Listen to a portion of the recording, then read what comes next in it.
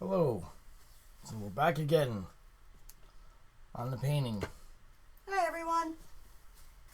And I'm going to show you something that happens when you forget to cover your palette. All this paint right here, except for what's running, is now dry and useless. Give me there should be a palette knife up there. Doesn't matter which one? No, right, just any palette knives right there. Okay.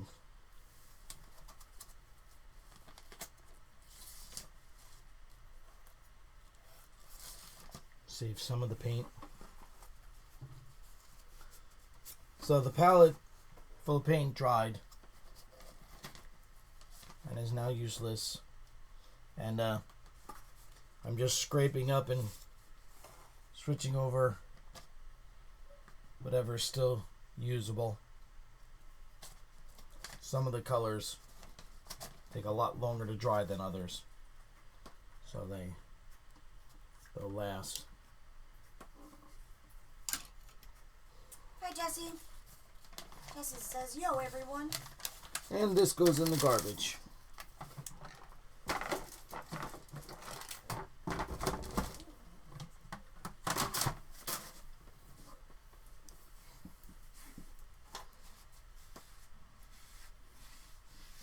And I wind up spilling paint all the way down my leg.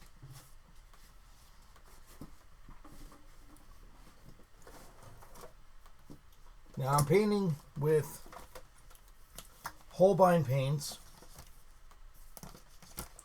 and these are the acrylic matte.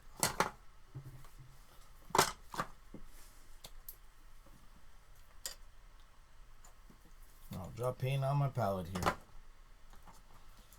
but I'm not going crazy with a billion different colors. Kind of keeping a limited palette.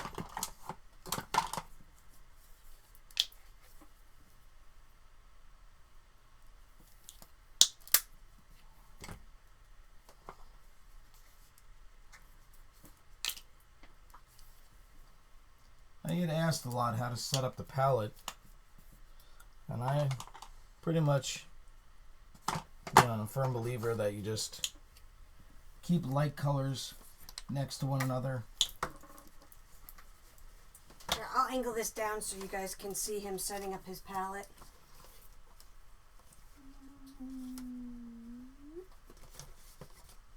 Ta-da!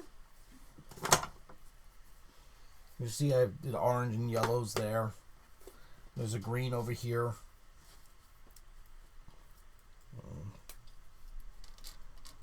And some of this paint is brandy new. Oh, that didn't work. Let's go back to I need my fan, the fan blowing this way. I'm sweating like a pig over here.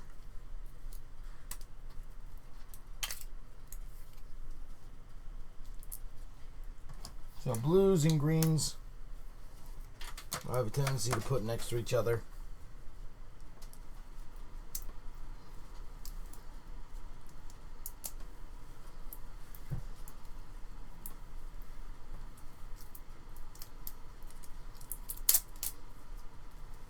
And if you could see the painting, I don't know if you could see the painting yet. No, it's just the palette. When you see the painting, you'll see I've been working on it pretty much all day.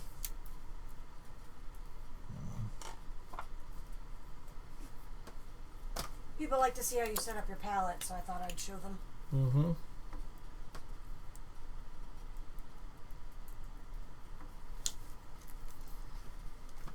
And basically, you want to keep the colors to the outside.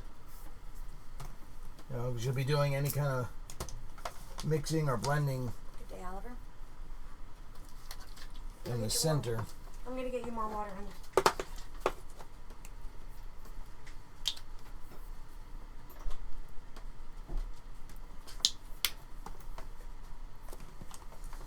Now, I'm not doing it right now, but one thing you should do, I have hundreds, literally hundreds of tubes of paint. It's really ridiculous.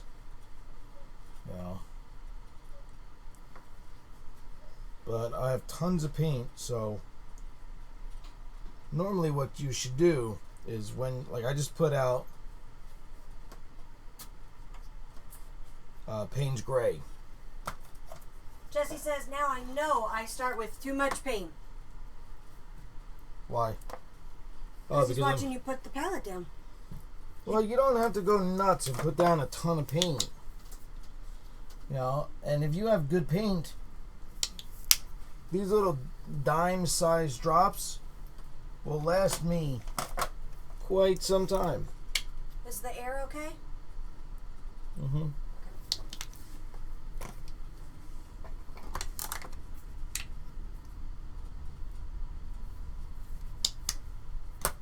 But what I was going to say is, as you're putting down paint, what you want to do is have another container and drop the tubes that you put down, put them into that container.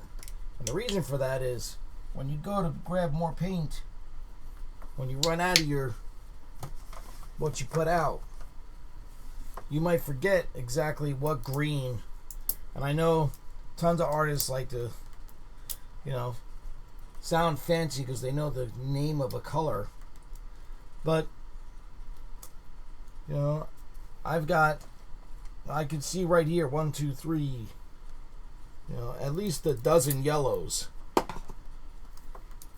know, and making sure I get the exact same yellow again and not, you know, misjudging, grab a different tube. You know, I'll separate the tubes.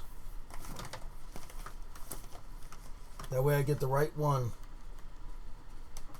when I come back to it.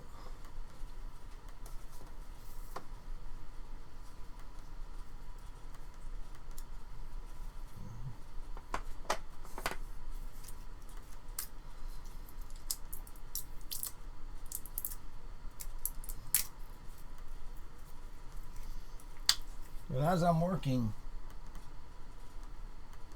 this palette will become completely covered in paint. And that's why I use throwaway palettes. Yeah, that one is it's a gray one. What is it called? Gray something? Yeah, it's a neutral color so that I can see the color clearly of the paint. Yeah, you can get Jack Richardson as well. Gray Matters palette paper. I thought you were getting me more water. I did. In the bottle. Oh, you want more water in there too? No, I thought that was fresh. I'm sorry. So here we go. We put out a good assortment. I think I have that orange already. Yes, I do.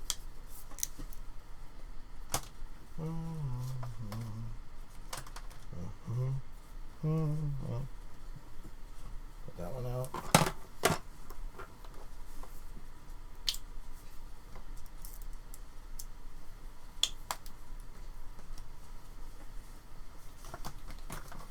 My whole toolbox next to me is filled from head to toe with tubes of paint and supplies. Now, due to the fact that I have, you know, corporate endorsements, I get all my supplies through them. And when they say, do you need something, I always answer, I don't know where you'd like me yes. to put these because I know you have them all separated. I rinsed them out for you. Thank you. You didn't grab the ones I was using, though. I didn't know. Oh, they were in there. Whatever They were was in in there, there. yeah. I said, these are the ones I've been using here. Oh, I did whatever was in there. Move electronics out of the way. So, again, we're working on the You can see the piece. Can you see it? Yep, I transitioned so you can see the piece now. Okay. So I've been going back and forth. I was building up on the rats and starting to bring color around. I really like the deep purples and the shadows. And of course, all the painting is going to dry matte. And you're going to see this with your painting. It's going to dry with a haze. And, years ago, that would have driven me nuts. Hi, Justin. But you learn that, that haze is going to happen. And if you come back in the end and put a clear coat on it, put a varnish on it, it'll bring everything back to life. For you oil painters out there, you know exactly what I mean. So I leave these areas open on my palette to... It's pointing back up to the camera now. Oh. For painting. Do you want me to move it down again? No, it's okay.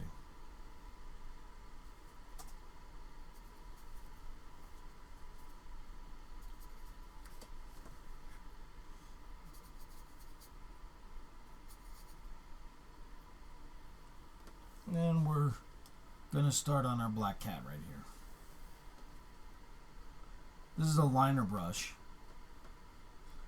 And I hate to say it, but this sucker is hard as hell to master. But once you do, Hey, Nathan. they're awesome. Say hi to Nathan. Hey, Nathan. Those of you that don't know, Nathan is the owner of Wyrd Games. And that's exactly who this is for. And I'm told the original has been cleaned by his wife for her office. And anybody that's married, you know there's no arguing that. That's just a done deal. So I'm building a fur. He replies with a smiley face. And fur, On the upside down cat? yeah, you can't tell. I don't know if you can see from there, but this is, I wanted to put a cat in, but Let's see. Let me zoom in a little bit more.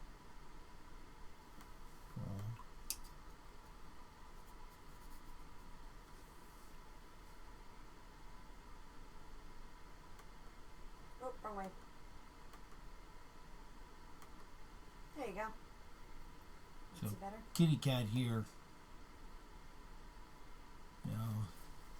I'm actually being a producer. I zoomed in. We're fancy. The cat here is got his head completely upside down. And considering the world that this all takes place in, that's perfectly legit. But I like to think about everything. Now, sure, you could take a gig like this and bang it out, not care.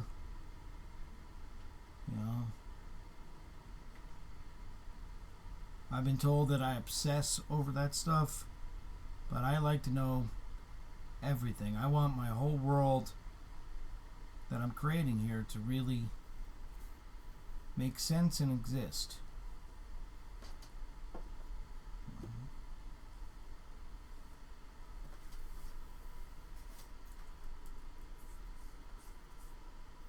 I think that has a lot to do with being, a fan and being respectful to it. That you believe in it.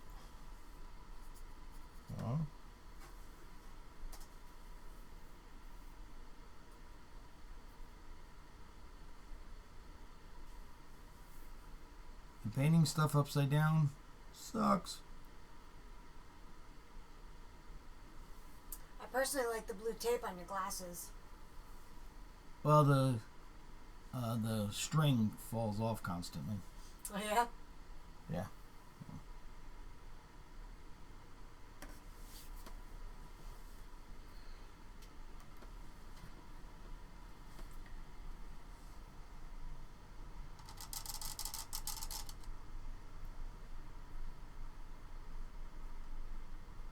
you going to constantly move the camera? Well, when you're painting in a weird way and people can't see anything, yes. Okay.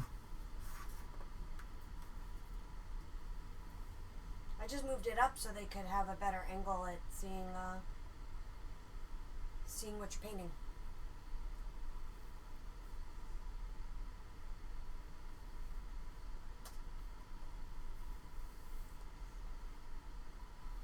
The funny thing is, being this close to the painting, everything just looks like blobs.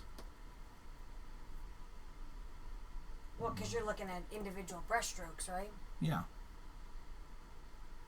Yeah. In most great paintings, if you get right up on top of them, Look like blobs? they look like crap. But that's not the way it'll be seen. You know, step a foot away from it,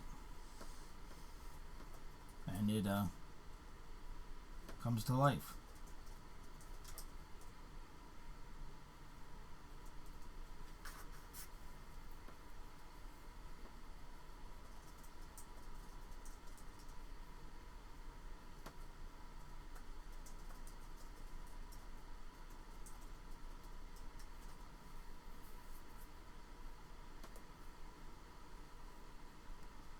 We got our garbage can back here.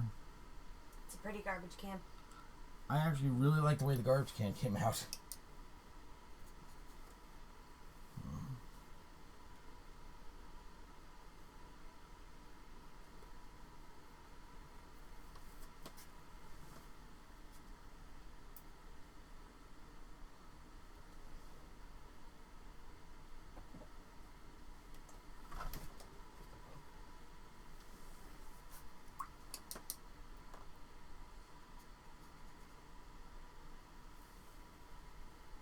Got our little leaf here.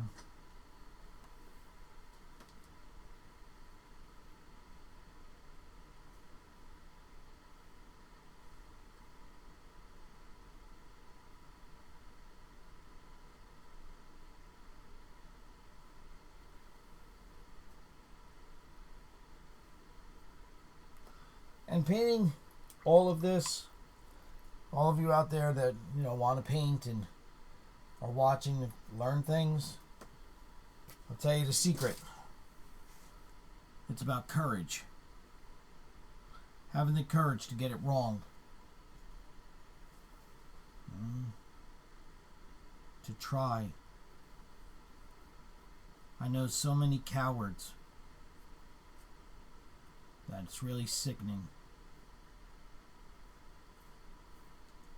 You know, you can only... You want to be great, you have to take great risk.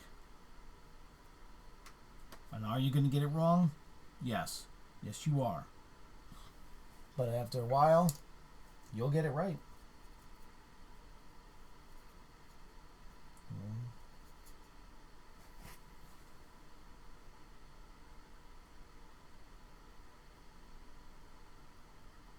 So don't be afraid.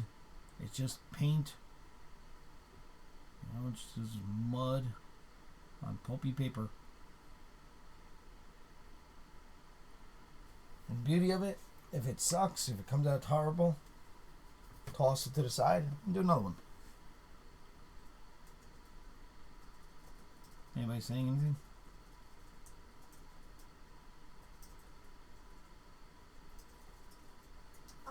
Not really. Justin was asking if I showed you a photo, because he photobombed you taking a picture with a fan. Did he? Yeah, and I took a picture. I took the picture, but it wasn't with my phone, so he was asking if I saw it, if I showed it to you, and I was like, I don't remember seeing it. No, I think it was I think I took it for a fan. John King says, "How do you know when you're done?" How do you know when you're done with the painting? Yeah. I know I'm done because I've done it a million times. And when it feels complete, when it gets across everything that I needed to get across, it tells every story I needed to tell, you know, then I know I'm done. What if they're not you? If you're not me, or you were in the beginning of your career, how did you know something was finished? I didn't. I suffered. I went nuts with that. It took years to learn. Because you're not sure when it's done because you're not sure what your job is. I say my best advice for that is trust your instincts. If it feels done, it's done. But again, we have to approach that not as cowards, but with conviction, and fortitude. You have to be able to not cry about it and not think that everything you do is terrible, and just be the best that you could be for today. Let tomorrow take care of itself. And that's true in all things, not just painting.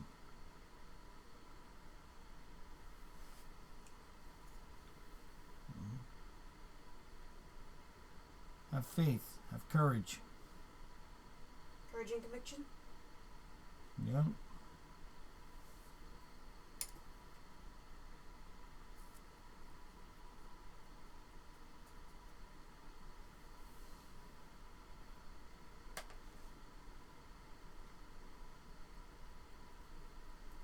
Justin said it was the long, narrow art wall for the raffle. You may have taken the pic with the Ultra Pro main guy. Oh, yeah.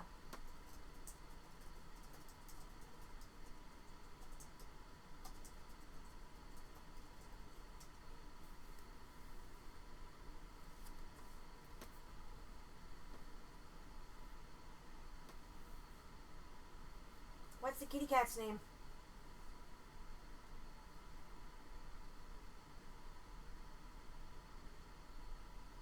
Alistair. It's a good cat name. Yeah.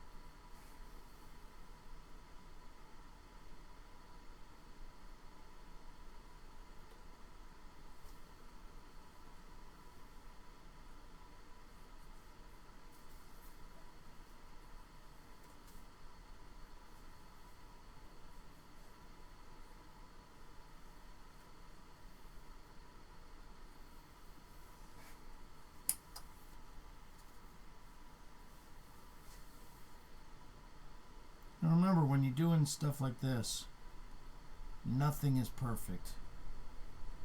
It's the imperfections that make things believable.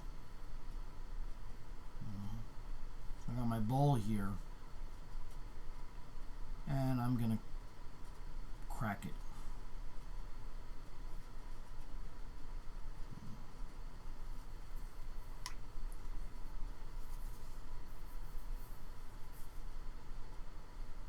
It's a quiet night on stream.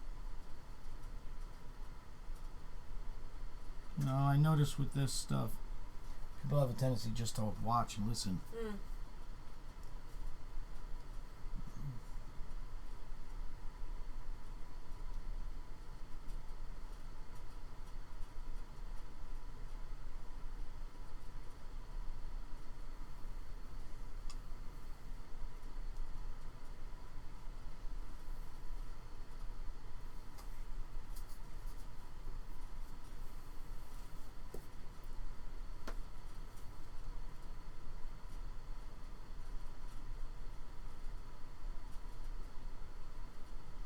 And this is why you have to practice drawing everything.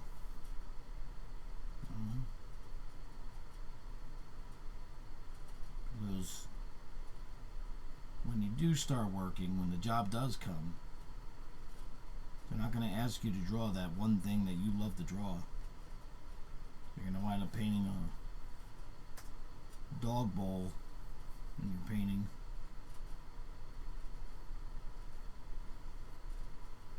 John says, I like seeing the picture come alive as you work.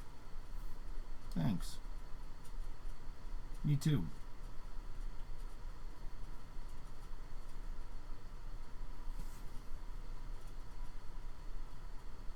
Truth be told, I don't really think about the painting.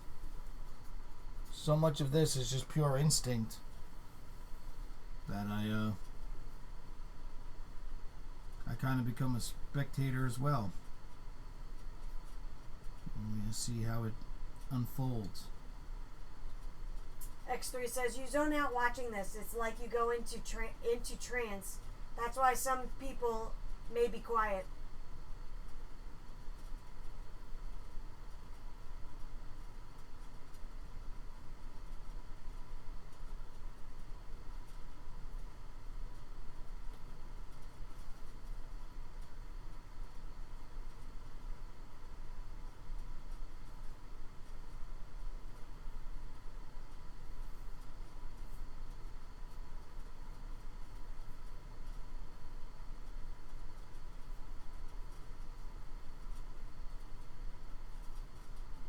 Remember, this is just my way.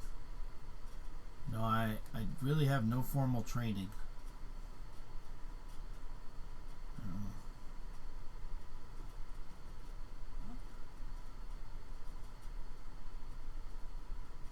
Everything I know is from trial and error, books.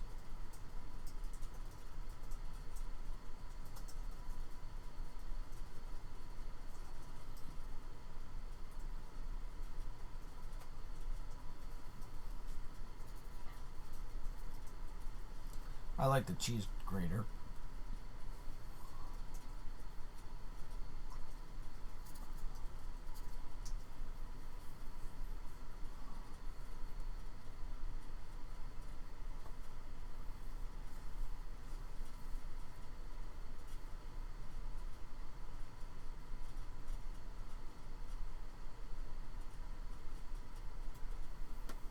I like the bug spray thing. That thing? Yeah. Yeah.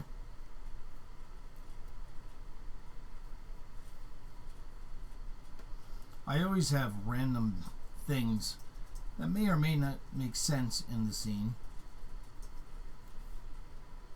But it's a kind of a trick I learned years ago when I was drawing the detective at DC Comics.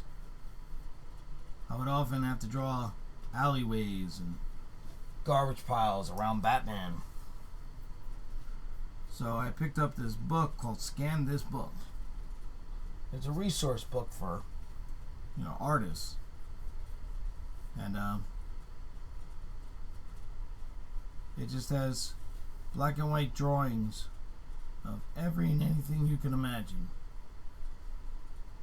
So most of the time, when I get to a scene like this, I flip it open randomly and take something off that page. As long as it matches up to the time and place, I'm golden. Yeah, that's what you were saying, that you had to make sure what you picked out was appropriate for the time period of the painting. Yep.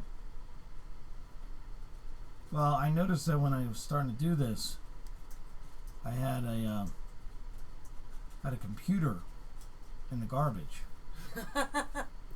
And then I was like, wait a second, you idiot. That's not right.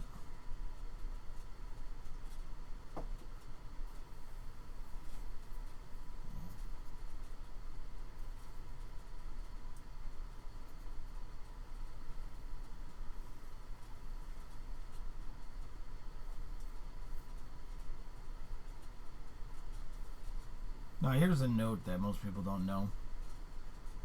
The brightest color on the painting.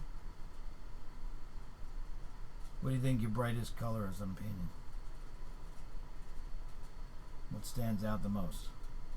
Are you asking me or them? No, I'm asking you. Me? I know the answer. Oh, you do? Mm-hmm. Okay, never mind. Huh? You're not allowed to play then. I know, that's what I was asking. The brightest color is actually yellow.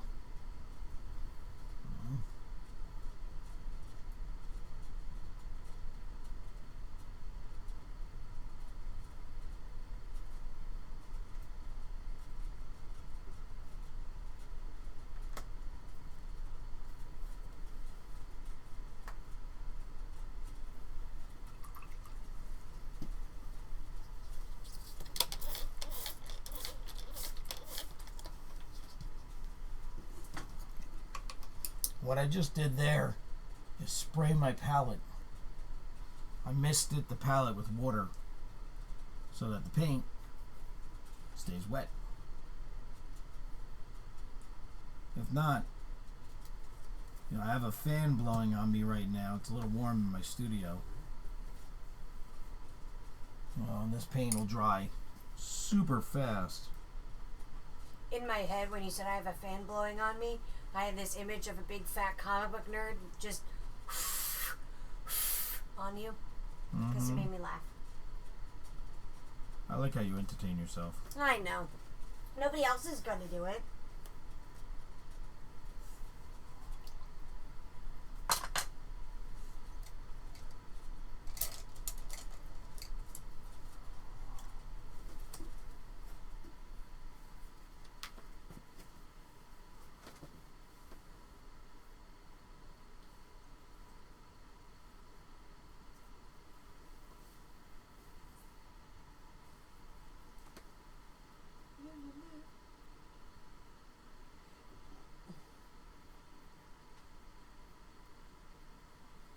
Now, this painting will be quite different from what's standard at the company. They have a tendency to use one guy to do all the color, and he sticks to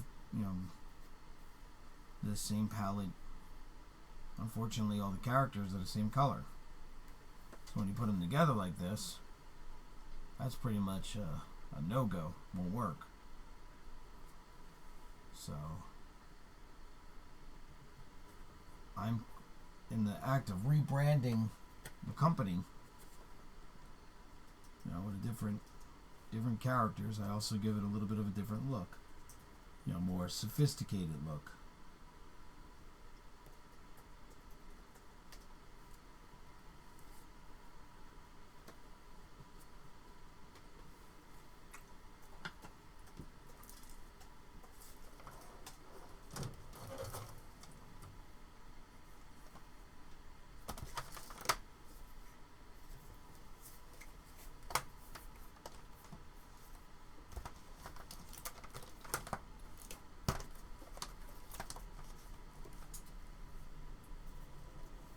Anyone, let's see. Yellow ochre. Is it me or is the signal dragging buffer?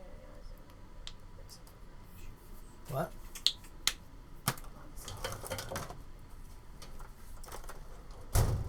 They're having buffering issues.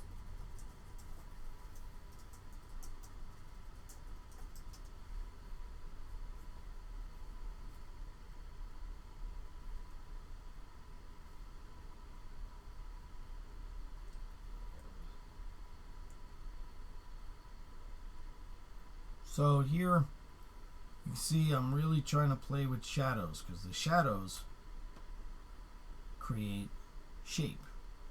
They give everything structure. Where light hits things, that's where we see color and texture. But shadow dictates shape. So it gives it form. So in order for it to manifest and to translate my idea, my concept, it needs form. Or it'll all just look flat and like I'm doing color by numbers.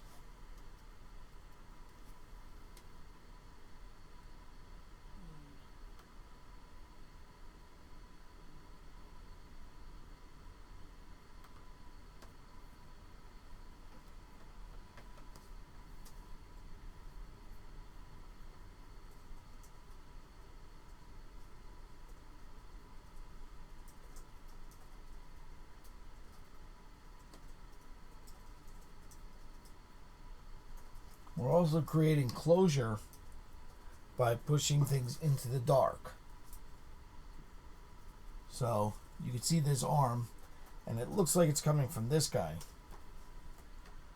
But your mind puts it together.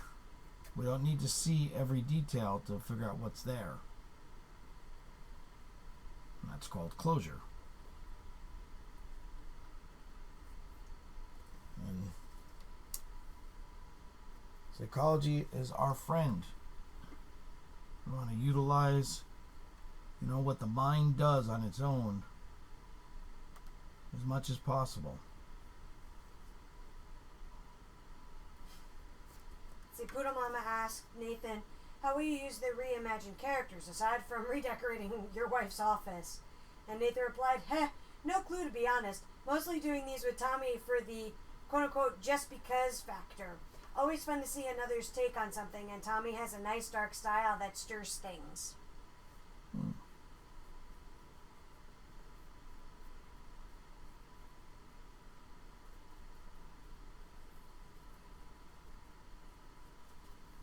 Now, I'm so used to knowing exactly what everything being used for, and then I paint accordingly. CX3 says, you have the coloring book out for sale. You ever think of doing a paint by color book or prints? That would be funny.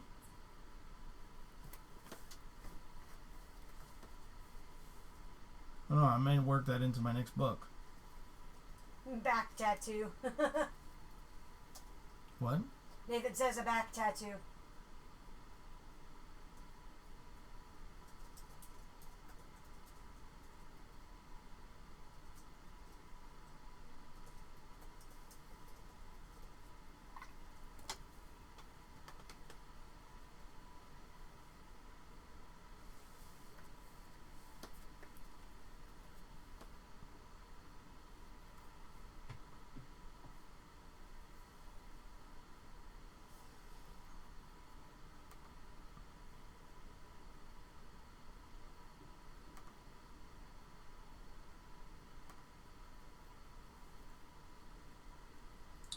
Well, one of the things I really like about being able to do this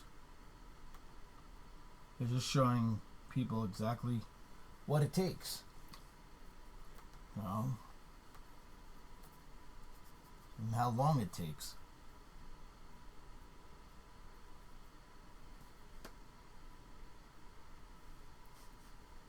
Poodle Mama says, thanks for commissioning them because I'm sure enjoying watching them come together. That was obviously to Nathan. Mm-hmm.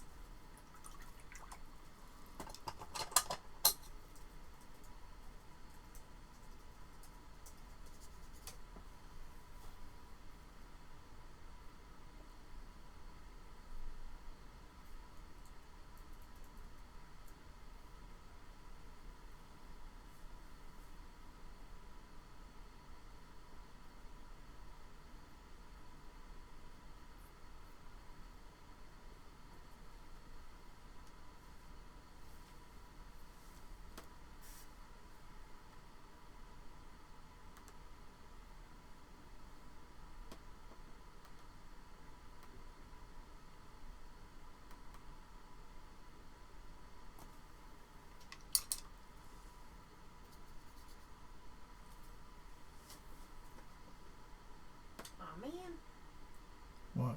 Your head's like in the way constantly. I was trying to give them a better angle because they've been seeing the side view for the last 40 minutes. Because your face is too close.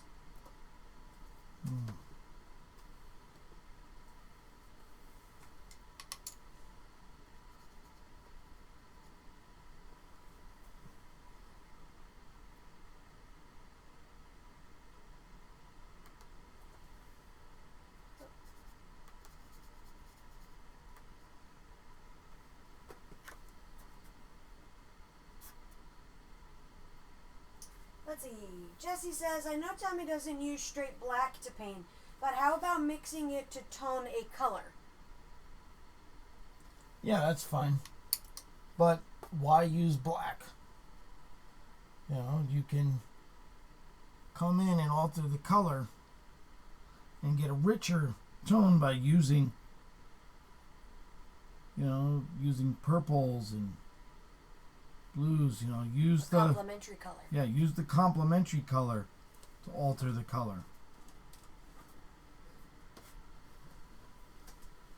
And let's see. M2 says, "Hi, Tommy." Hello.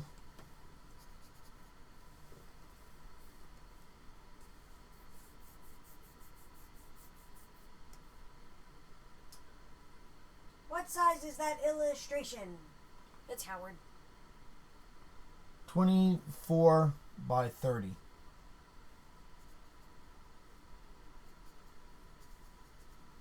Not a standard size. Close. 24 by 36 would have been standard. Right.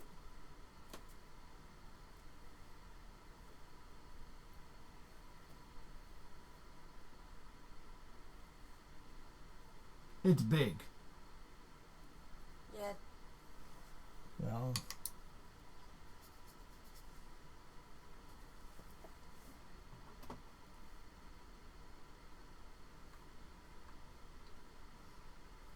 no, it used to be that you would paint according to the size would have to be dictated by the print process.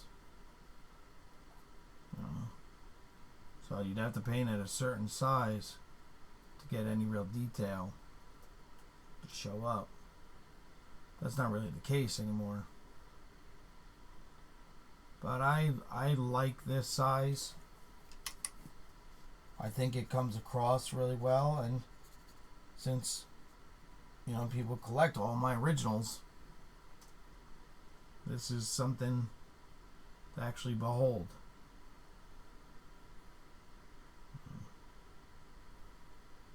And yes, it takes longer to paint at this size, but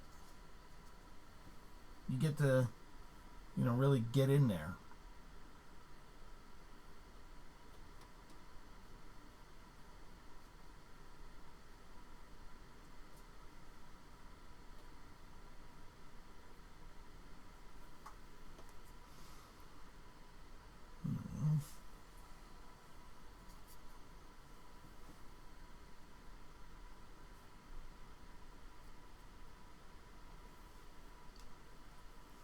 Now the paint also dries almost the instant it hits the board.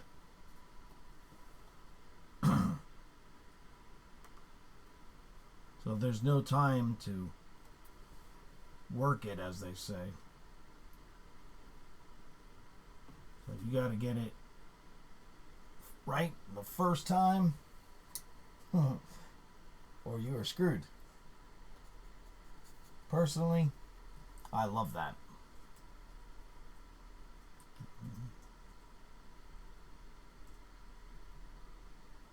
I always loved how much that scared artists.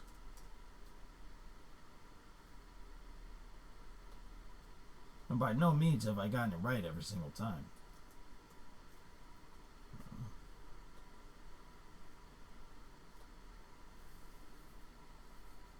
Let's see.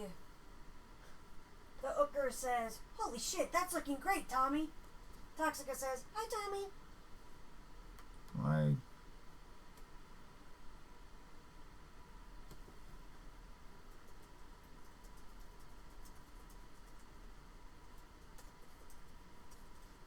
And, you know, I did not have any plan, you know, for the coloring, for painting it in.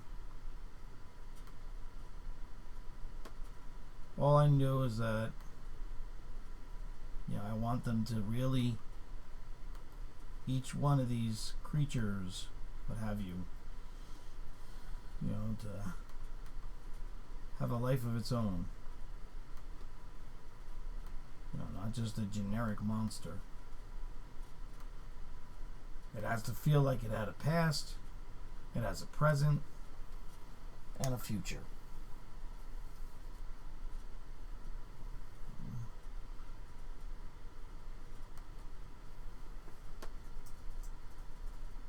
That's a beautiful yellow.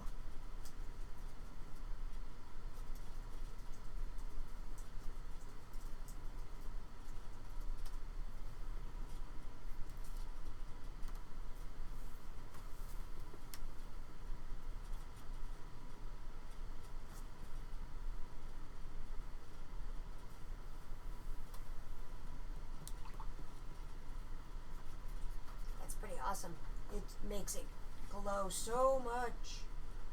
What? What did? The yellow. Oh, yeah. Yeah. Thanks. You're welcome. I try. I think you succeed.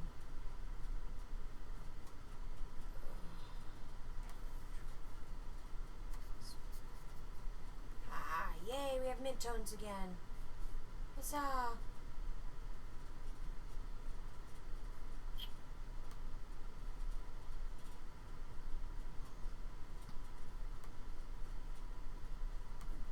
Come on, you can do it. I have faith in you. Come on, camera control, what are you doing?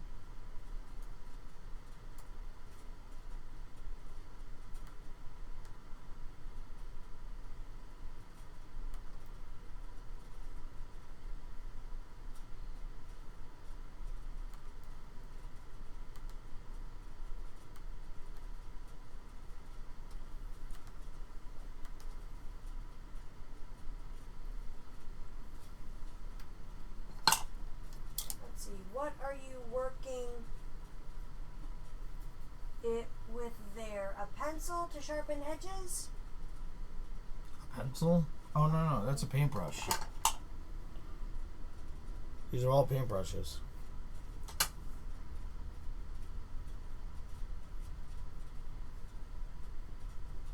No, you should be able to get it with just a brush.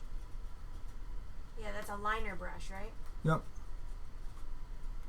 And like I said, one of the harder brushes to learn control on.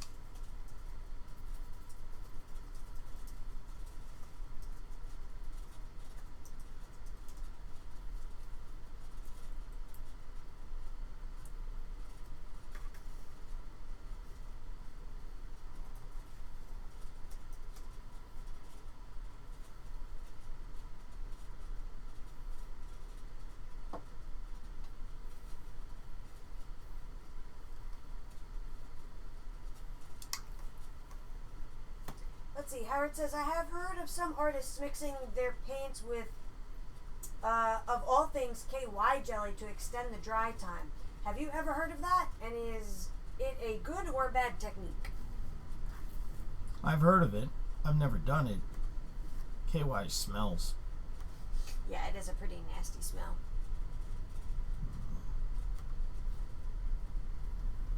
But, there's all different kind of stuff like that. But if you want to extend it, learn to paint with oils. Well, The Ooker says, there's all kinds of mediums for acrylics. Not sure why they'd used KY, LOL. yeah.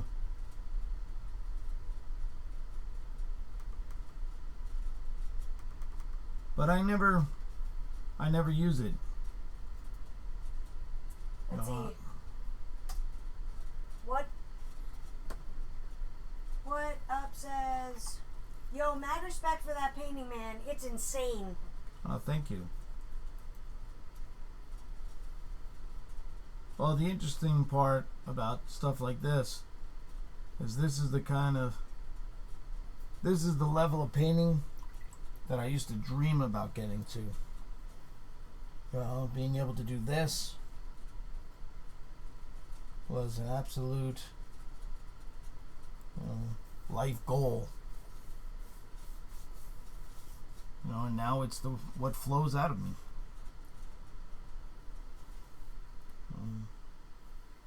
So I guess working your butt off for years, studying and practicing, and paid off. I can't wait to see what I'm able to do. In another 20 years? Yeah, I won't last that long. Yes, you will. You promised me 32 years of marriage. Hey, we're lucky we got through this year. He says crazy, or they say crazy details. I feel you.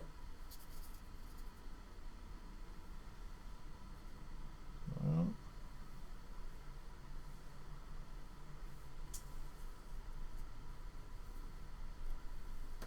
See, the Ooker says it certainly takes some work on skills to achieve that level for sure. Anyone who's tried knows. Yep. But, like I always say, what one man could do, another could do. So there's nothing I could do that you can't, learn to do yourself.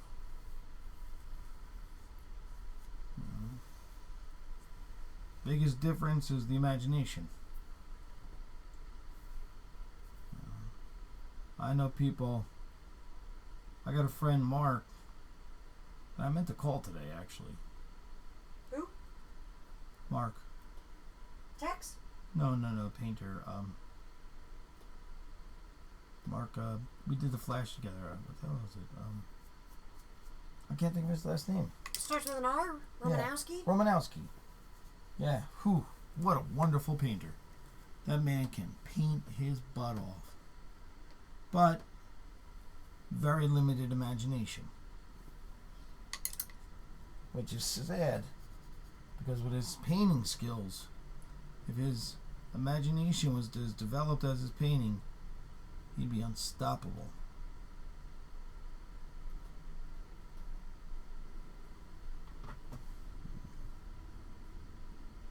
But he was an understudy for the Hildebrandt brothers.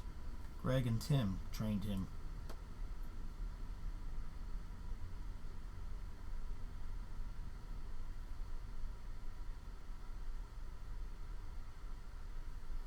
Which is interesting because, I collected their books for years.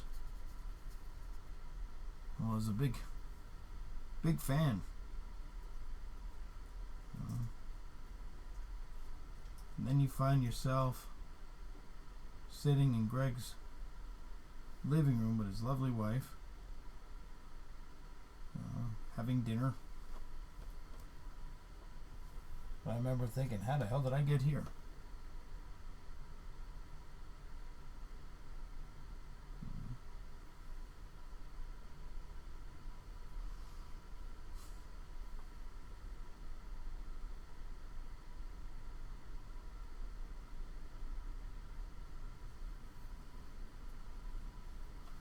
And that's not name dropping, that's just an observation coming from somebody that was just a big fan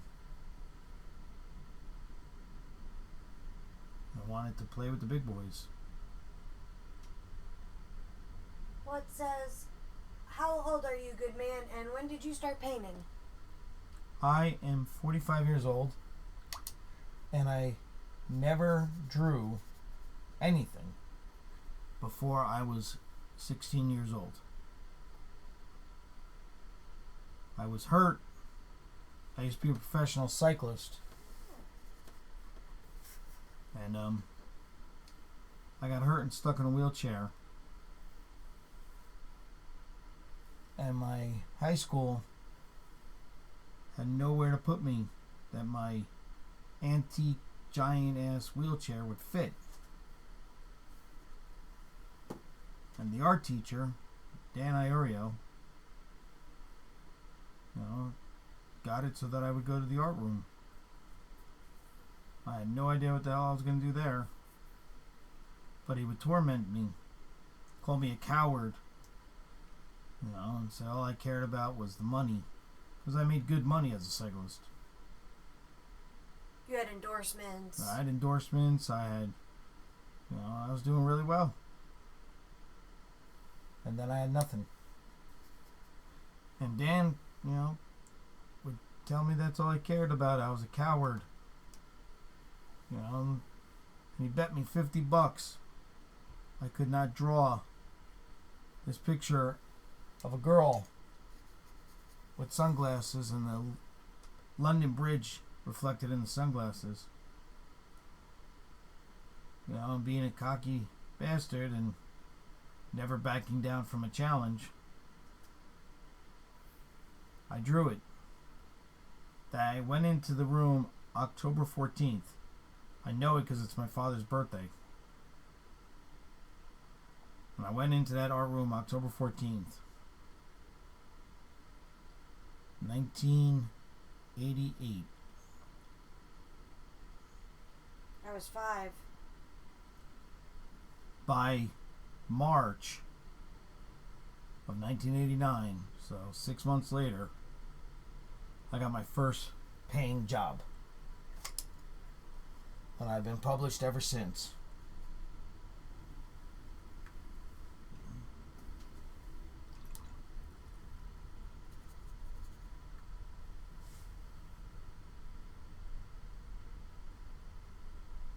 I mean, it wasn't all, roses and sunshine. I went through hell. I had editors turn me down, laugh at me.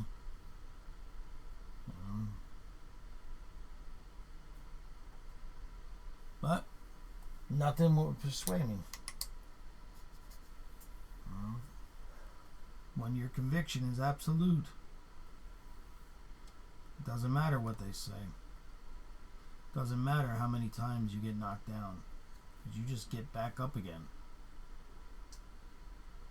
But I find in life, people get knocked down and they stay down. With I have kidney failure, and they basically came in and did a psych exam on me because so many people give up, quit.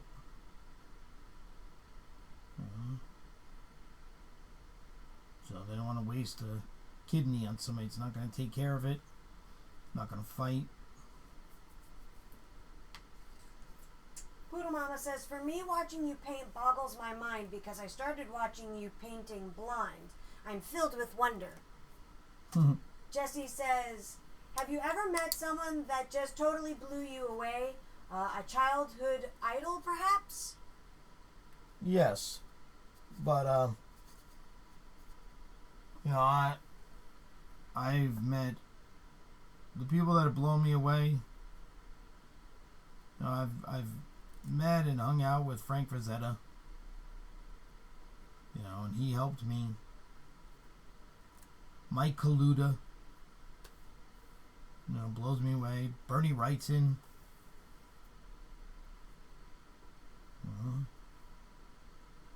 Todd Lockwood. Larry. Yeah, Larry Elmore. Basically, I've met every single artist that I had admired. I've met everybody. Well, those that are still alive. Yeah, those that are still alive. Now, if I could, I would sit humbly at the feet of Howard Pyle or N.C. Wyeth, like a little schoolboy. I'd give anything to be able to sit, and hear them lecture and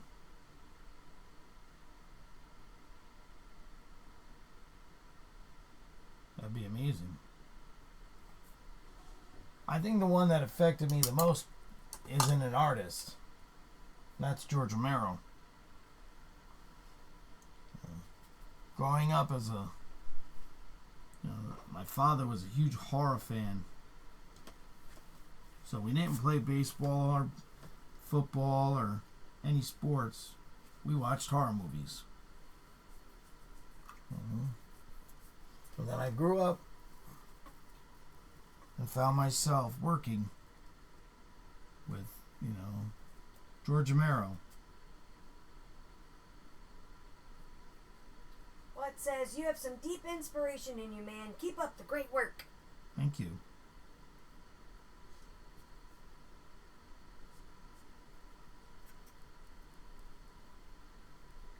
Well, I'm a firm believer in the idea of making this a better world.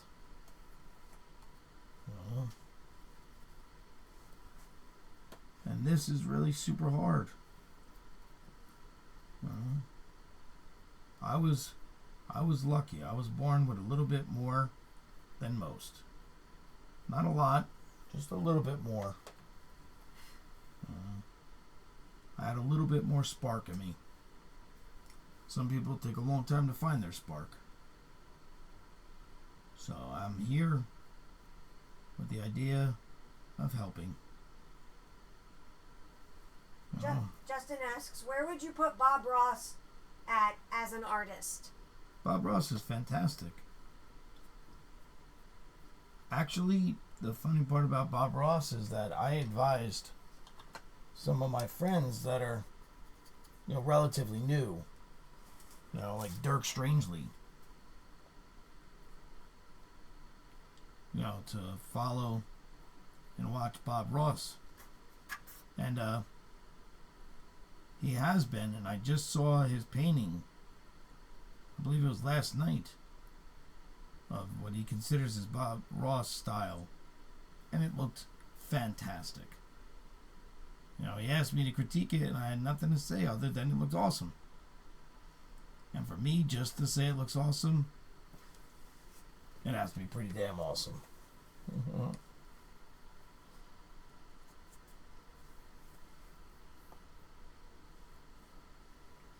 But all the artists out there that are like, hate Bob Ross, who cares about their opinion? You think his family, as they rake in the money, care about, what some random artist that's just talking out of anger thinks? You just cleaned your brush off on a kneaded eraser. Oh, did I? Yes, you did. Oh, that's right. Like, you're not going to get much, it blends right into the... Yeah. Everything there. But opinions, they're like, you know that old saying? They're like assholes. Everyone's got it. They all stink. Let's see here. Hey, get back here. KP asks, just wondering if you are related to Travis Castillo. He was one of my art teachers, and I recognize the last name. No. No, I'm not.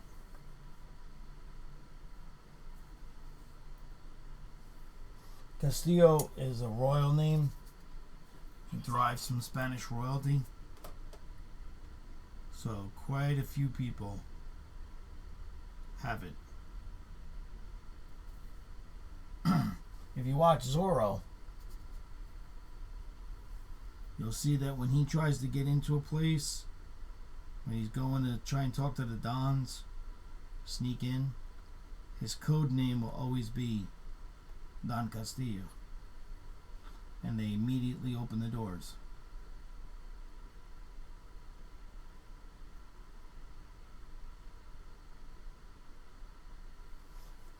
I am of royal descent from Spain.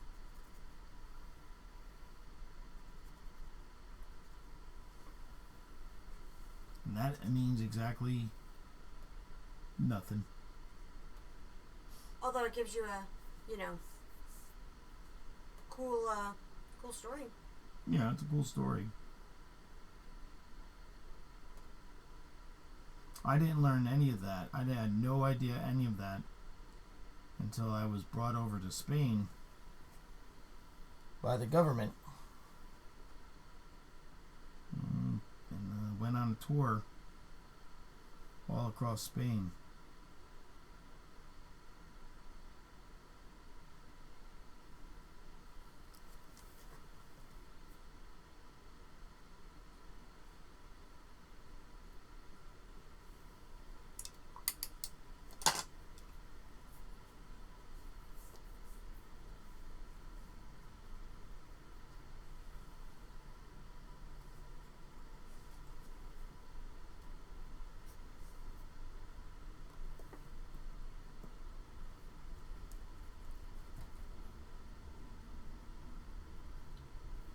So I don't know if you could see what I'm doing, but I'm dabbing the brushes. Yeah, you can see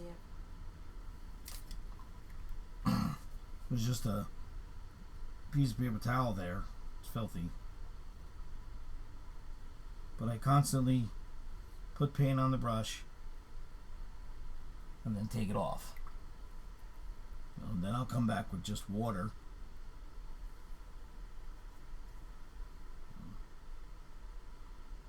And blend things out.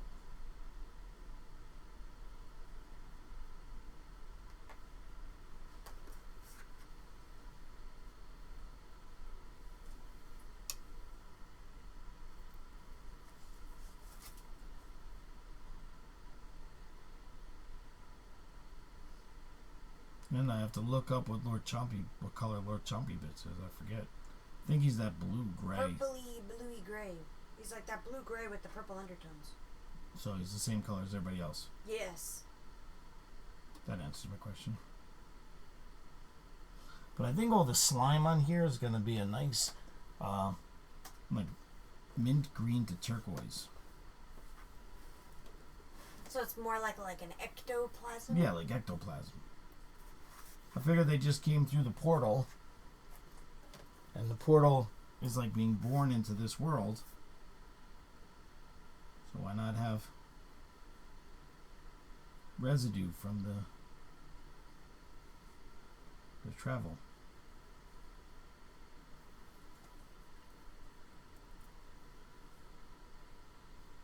And this is actually a oil painting brush. Yeah.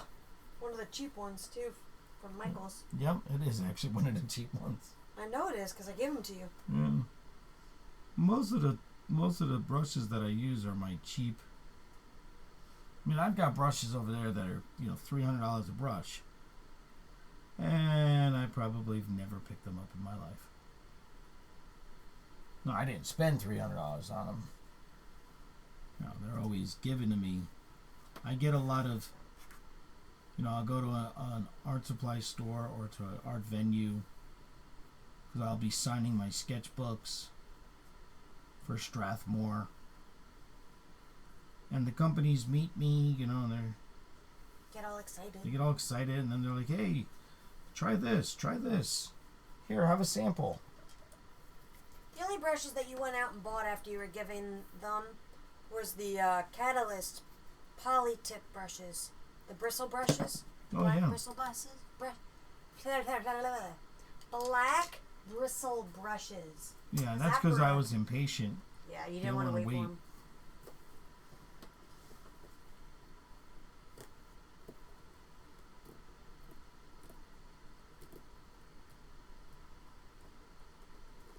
And going back to the meeting people and being, enamored with them, what have you. I have met people that I thought were awesome until I met them. And then I found out they were very much less than awesome.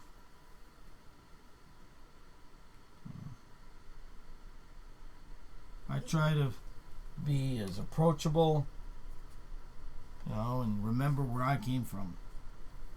I come from nothing. I grew up poor as hell. We had nothing. And every and anything I have, I busted my ass to get. Never forget where I come from. The Ooker says, well, Tommy, if anyone gives you some rosemary sables, you can just send them my way. You like the rosemary sables? I'll tell you something about brushes. It is not the brush that makes the difference. It's the hand that wields it.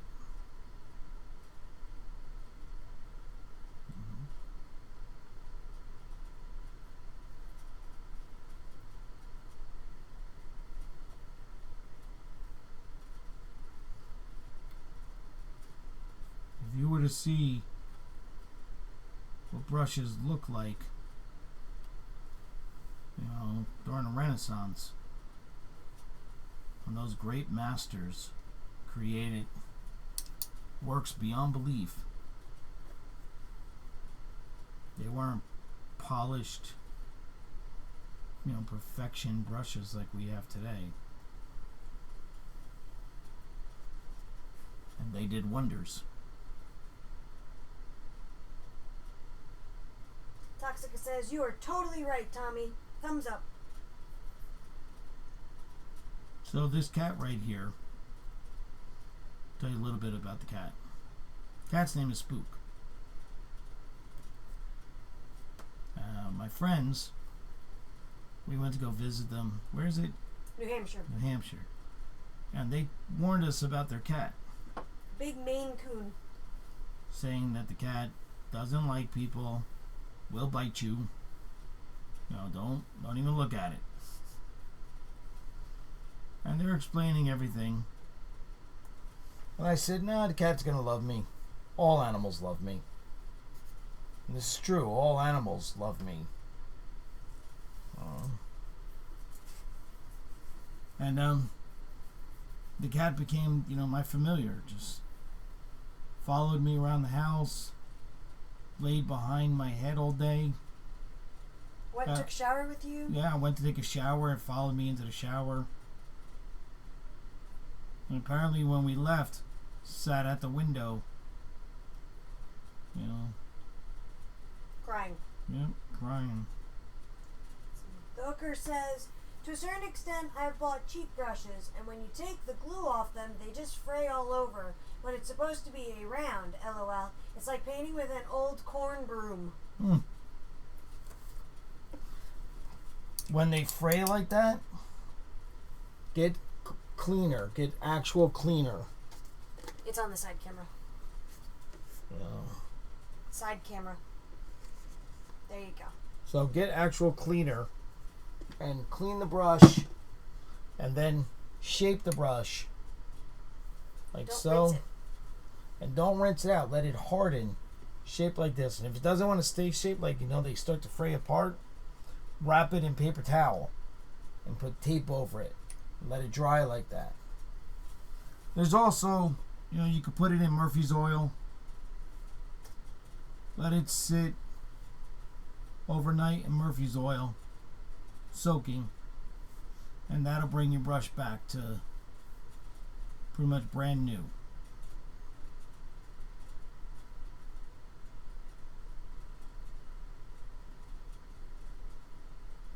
There you go. How's the cat look? Fantastic. But Spook has 2 different color eyes.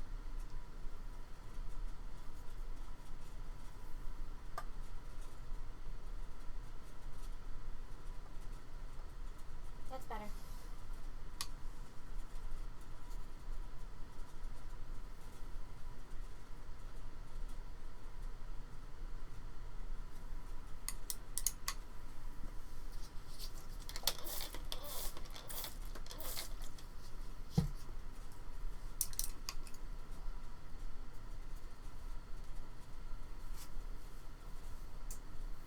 The hooker says, I'll give that a try. Thanks.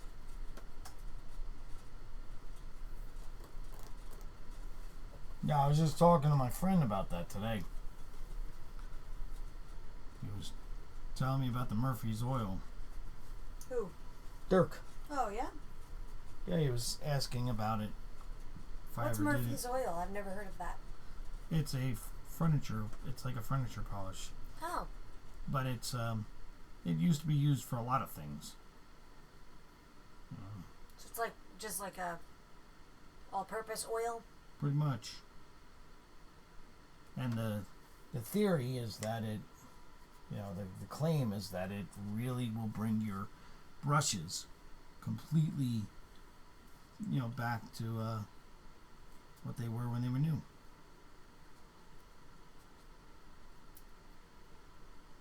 Now, whereas acrylic won't destroy your brushes the way oils will, the oil painters for years, figure out different ways of saving the equipment so they're not constantly out replacing it.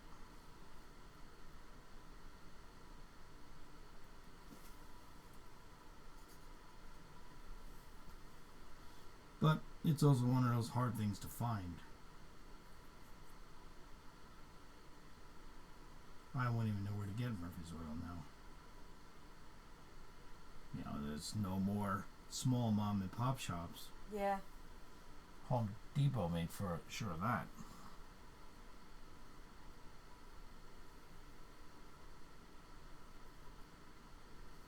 I do miss that. Well, I used to be able to go to a hardware store and they had tools and Yeah, they don't really have that much anymore. hardware stuff. Now, the pre-packaged bolts. Oh, where you pay $4 for 2 bolts? Yeah. It's horrible. But we get what we deserve. We allowed it to happen. And we allow it to happen because it's a little bit cheaper.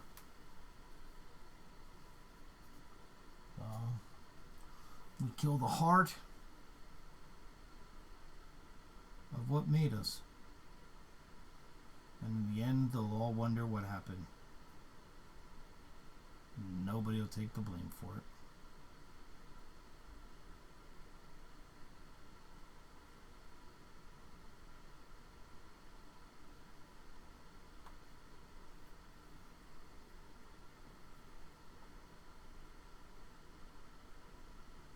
Well, what is it, like, I say, what, 90% of the stuff sold in Walmart is made in China? Yeah.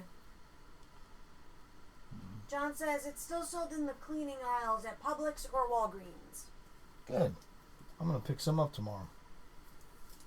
Thank you.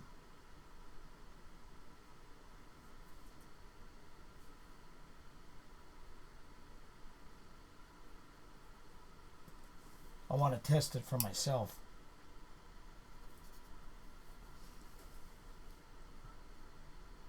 I hate giving any advice on things I haven't done firsthand.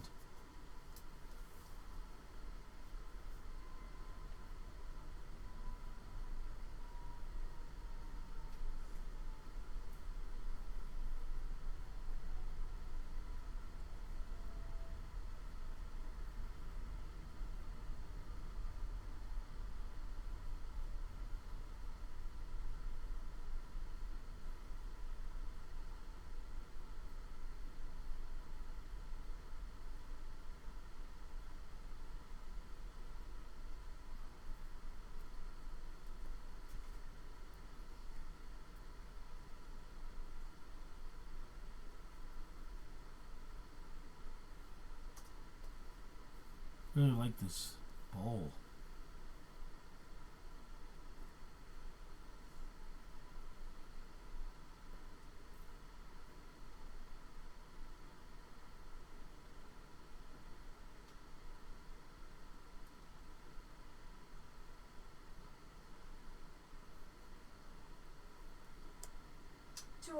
N2 says Home Depot as well.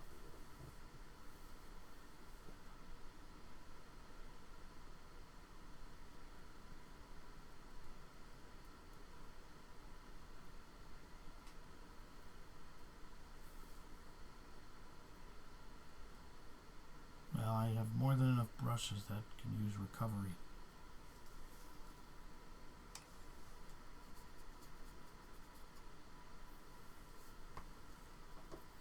Slime. Get off there.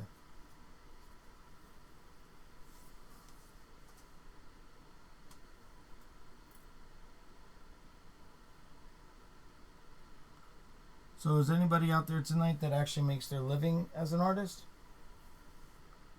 You know, even if you're just starting to?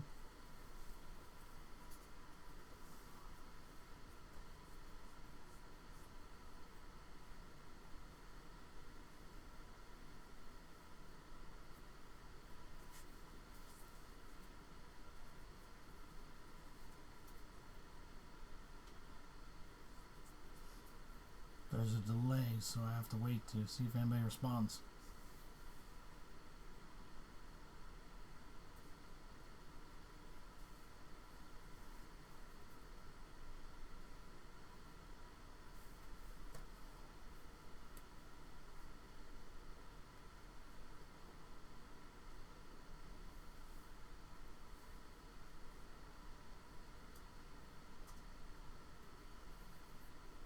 Let's see here.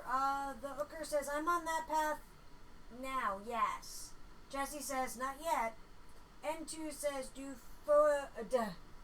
I can't read tonight. Do photographers count? LOL. Yes, of course. Photography is art as well. All the principles are the same. You have to understand composition, character, lighting.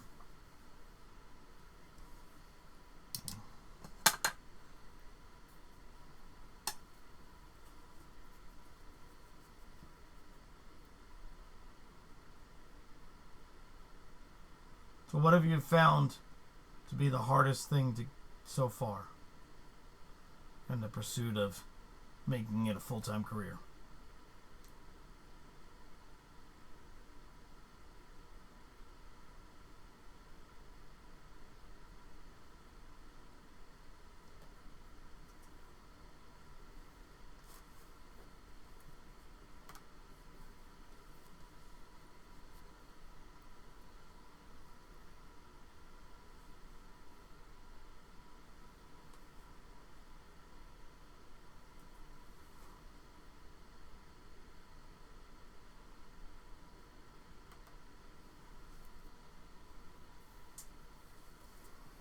Let's see, John King. I started doing stained glass. I inherited my stepdad's equipment, and my brother taught me when I was younger.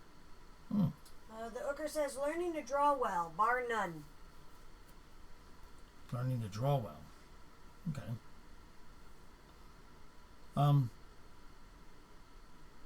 The trick to being able to draw well, it's not really a trick. It's about dedication. Every day, before you start doing whatever you're going to do, you need to practice drawing. And that doesn't mean just sitting down and drawing. It means you practice looking at something and learning how to interpret it with light and shadow on your two-dimensional plane, so on your paper. But it also means learning and practicing drawing everything. You should have an entire sketchbook of nothing but cars.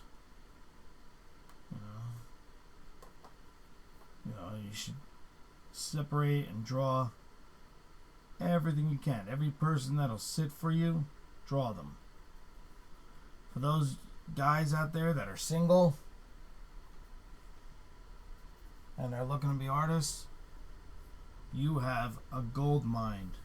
You could go to the most beautiful girl that you come in contact with and ask them if you could draw them. Let's see here. Jesse says, I did get the go-ahead to do a 3 to 4 page comic book style short story for a company. I'm trying to figure out how to storyline it. Let's see. The Ooker says, I'm putting in 3 to 4 hours a day dedicated drawing, like you say, from imagination, from life, master copies, etc. That's great. That's what you got to do. And it'll come over time. That's all. You just have to put the time in.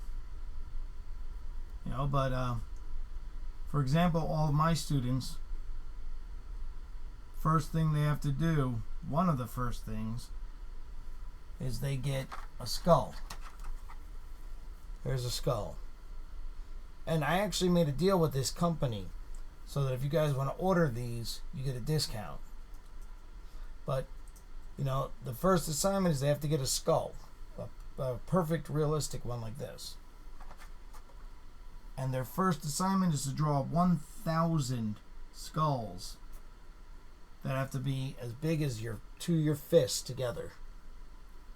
So not little tiny things, but big enough that same size as your fist together. And that 1,000 skulls, that's the start. You know when you've drawn enough when your hand hurts too much to hold a pencil. Tab says, hi, you mentioned an anatomist yesterday. Who was that again? Who did I mention yesterday? I forget. Can you remind me what I was talking about? Anatomy? Probably Bridgman? either George Bridgman or Andrew Loomis. But Andrew Loomis would be more for the advanced student. And Bridgman is perfect for beginner to, mid-level. Well, hell, most professionals I know should go back and read it. I think you were talking about hands. Yeah. Then Probably Bridgman. No, the hands would probably be Loomis. Yeah? Yeah. But either way, you start out with George Bridgman, Complete Guide to Drawing, I think it's called now. Drawing from Life, I think. Yeah. I have to look at it. And what you want to do is open up the book and copy it. Every single image. Every single page. Read it, but copy everything.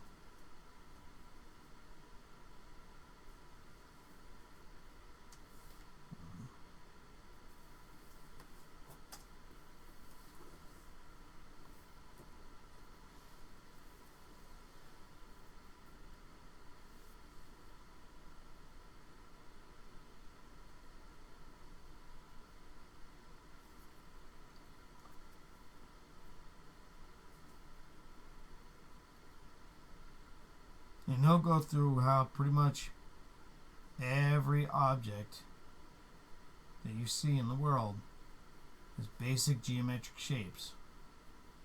So if you could draw basic geometric shapes, you could draw anything.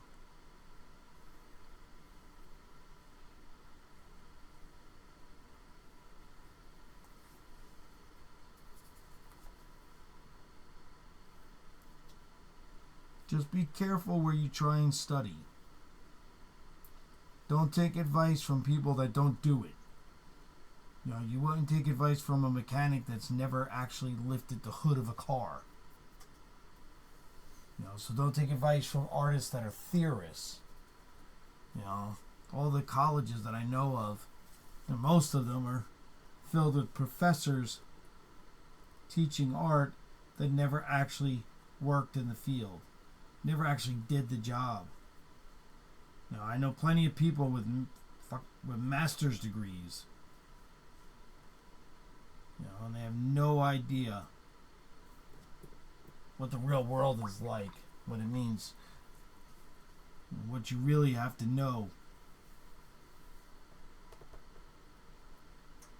Let's see here. The hooker says, I've also found the Barouge plates very helpful as well. I've done hundreds of hours of those. Mm-hmm. I don't know what that is.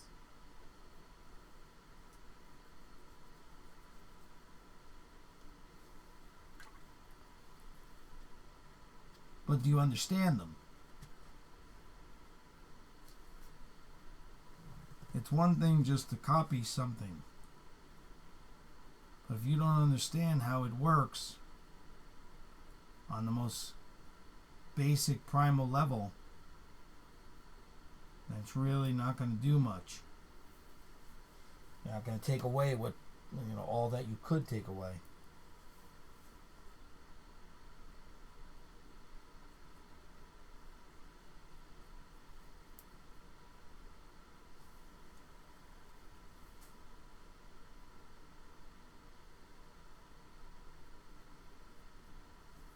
I remember editors used to,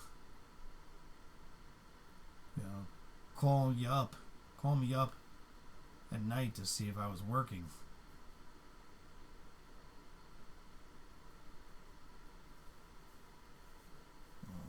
Why? Because everybody procrastinated. Because the artists fight like hell to get the job. They do all this practice work and they dream about it and they do everything they can to get there. And then as soon as they get there, their egos take over. And they sit on their ass and they don't work on it. And they're like, I'll get it. I'll do it later. I know.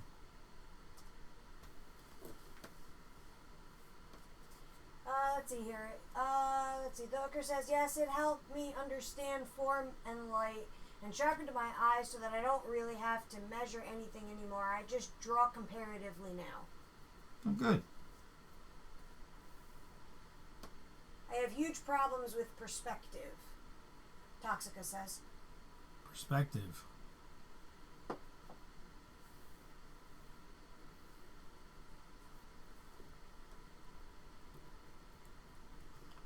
There's a old technique for perspective where you actually use a string. Yeah. And tack it to the drawing, pull the string across, and use it to guide your perspective. But that's just one point.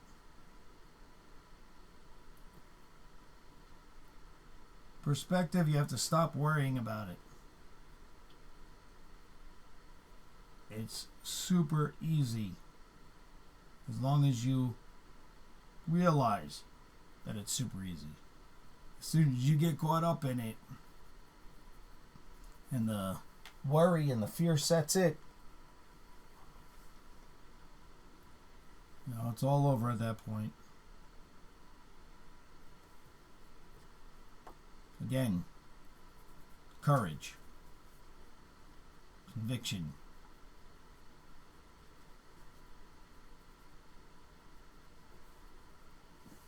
You may have a problem with perspective now, but just keep telling yourself that you will master it.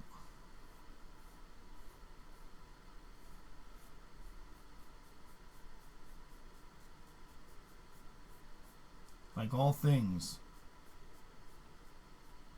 when people forget, one must learn to crawl before they walk before they run, and run before they fly. One cannot fly into flying. Nietzsche.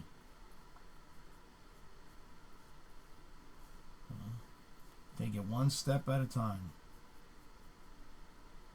Practice 1 point perspective until you got it rock solid, and then move on. See, Toxica says, I tried Scott Robertson's book about perspective, but it was so confusing.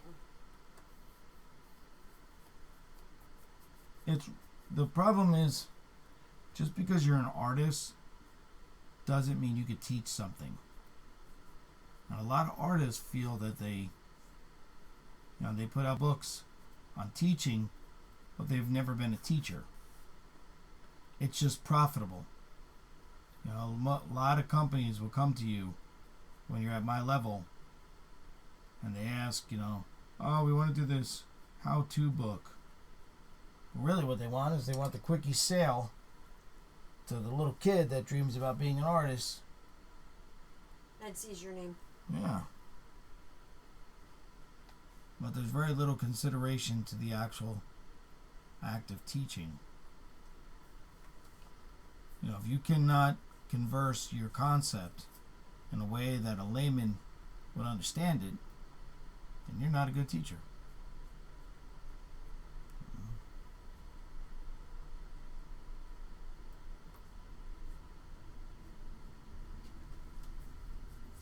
But we'll go over perspective too.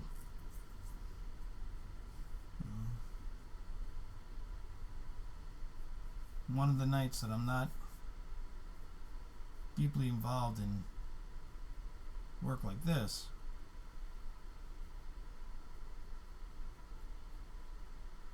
we'll go over it. And again, it's actually a lot easier than you think. This has to be explained well.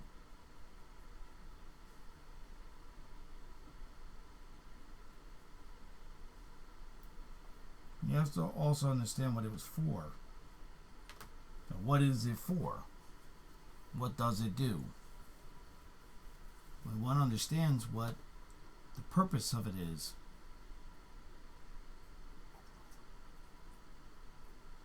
Toxic says, so true. N2 says, I have found that understanding all aspects of art, from composition to perspective and understanding light and shadows, is so important when it comes to retouching photos. It's funny, I have seen photographers add moons to a photo but not pay attention to the position of the sun in relation to the moon or its phases. When I was younger, I went to work at Disney in Burbank, California. And when I went out there to talk to the Imagineers, they showed all the artists this picture of a guy standing outside. And they asked us, what time is it? And artist looked at it and said, daytime. And I looked at it and I said, it's 2 o'clock. You know? And they asked me to tell them why it was 2 o'clock. And I could tell by the angle of the shadow where the sun is. And I calculated that to be around 2 o'clock. Nowadays, you know, at places like Disney, they'll hire any monkey that can work Photoshop. But at one time, you had to be the highest level, the highest echelon of artists. That isn't so anymore. Oh, I gotta take a break.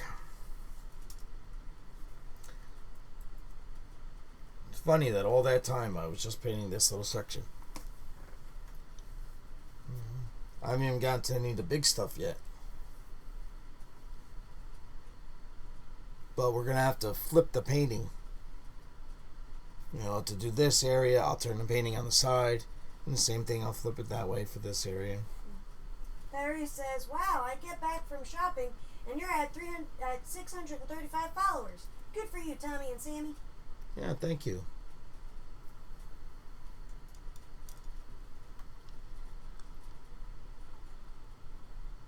Might even be more than that because I didn't have my Twitch alerts up. So it might actually be more than 365. I'll be happy when it's 635. 6,000. Yeah. We do have 24,781 views on channel lifetime. That's cool. And we were gone for 6 months. Yeah. We have 20 people watching right now.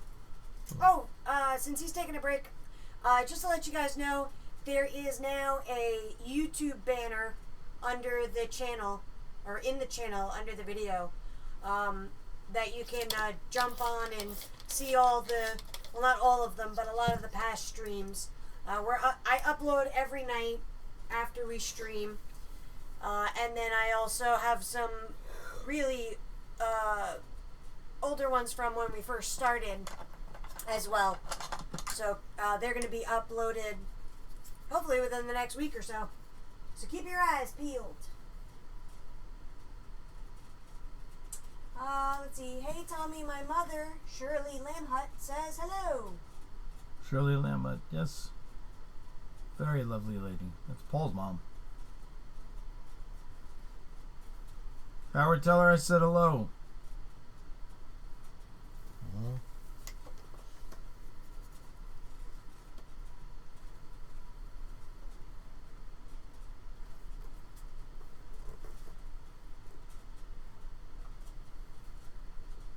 Just remind me, I haven't talked to Paul in ages.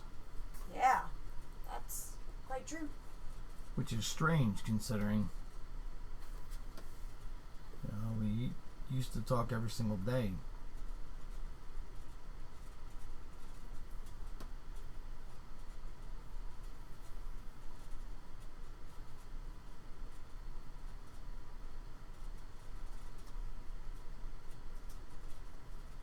When you work on the top part, will you turn it upside down? John asks. Yes. And Yeah, I had to. I had to paint all of that upside down. I could paint it like this, but my arms would be really stretched. And you'd be at a different angle, viewing it at a different angle. Mm-hmm. But yeah, I just flip it upside down.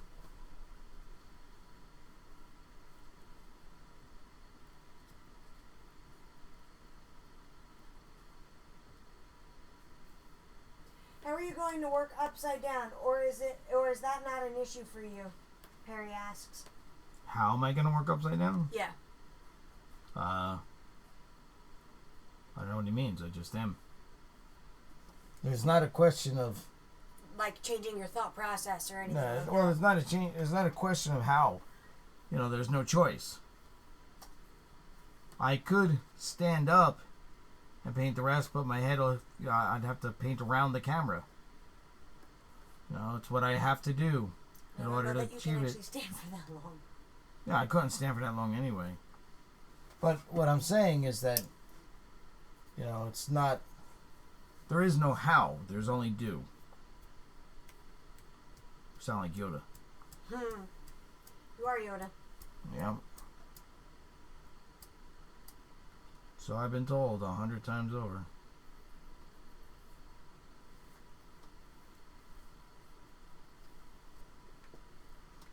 And honestly, the more challenging,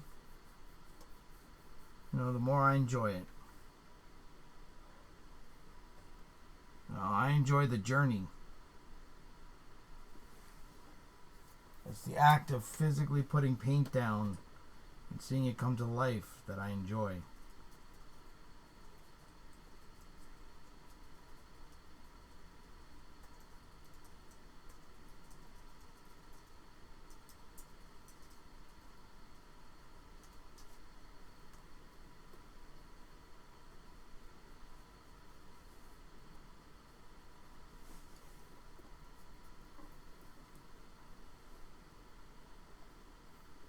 Sammy, would you go get me my fruit? Yes. Do you want grapes or fruit cocktail? Fruit cocktail. Or the mixed? Mixed. Fork? Yeah.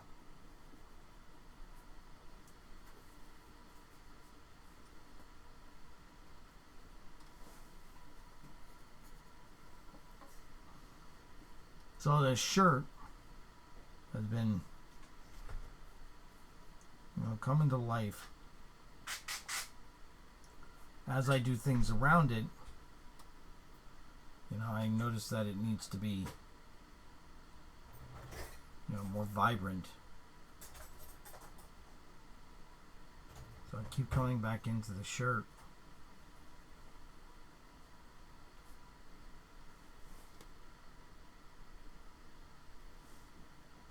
Lucy and Oliver have such a hard life of laying on the couch. Mm-hmm. Let's see here. The further work for Wyrd Games after these 13 paintings, is that concepting new characters or using existing concepts? No, it's new characters. From what I understand, and Nathan could probably answer that better than me. I think he's still on. So if you're still on, Nathan, jump in and let him know. I don't know. I believe it's all new characters for a whole new, you know, game. The fruit's behind you. Honey, whenever you're ready. Mm-hmm.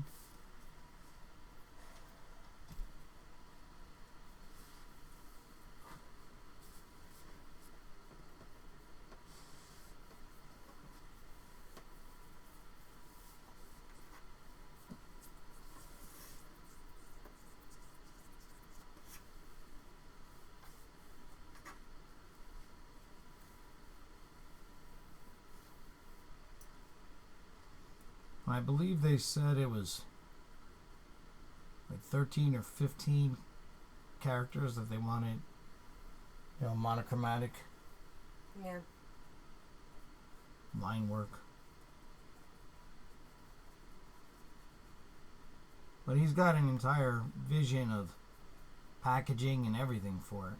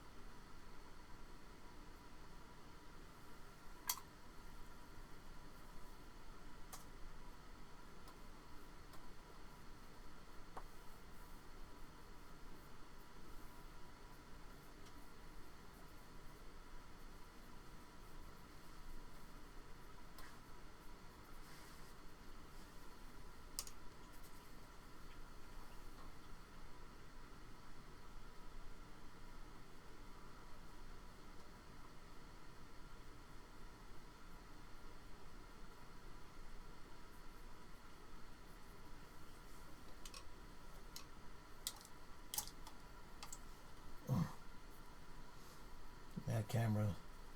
Definitely not in a good place. It's the first time you've hit it. I catch all the big brushes on it. Well, be more deft. Or dexterous.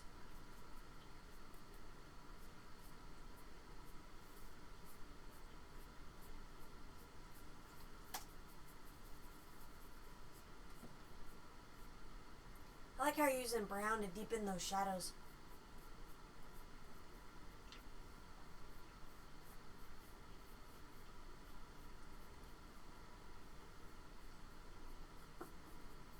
Again, it's about understanding color and what it does.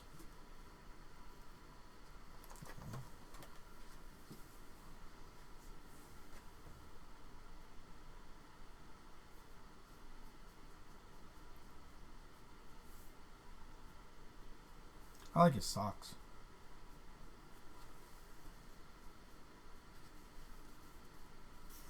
Oh, yeah.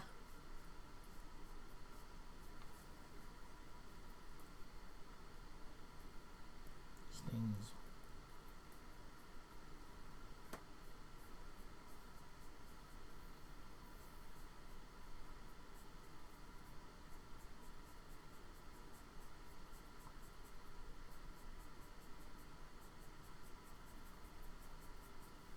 If I want to check and see exactly how it's going to look in the finish, I could just take water and wash it over.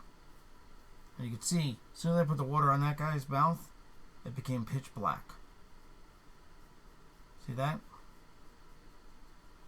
Now it'll dry with a haze. But when I varnish it, all of these blacks, all of this, Color will pop and deepen. yep, pop and deepen. See, you can see it there. Like, look at that. Boom. Now I could add varnish to the paint itself. And in all reality, I should have. But I really didn't think about it. And it's really not an issue.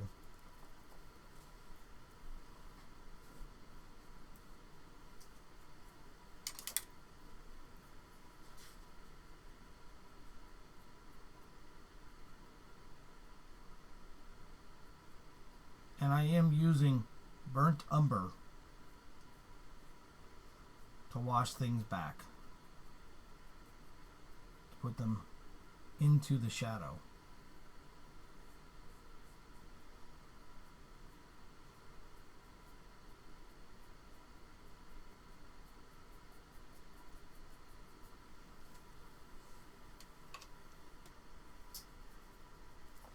And you have to think about it, you know, that you're painting with light.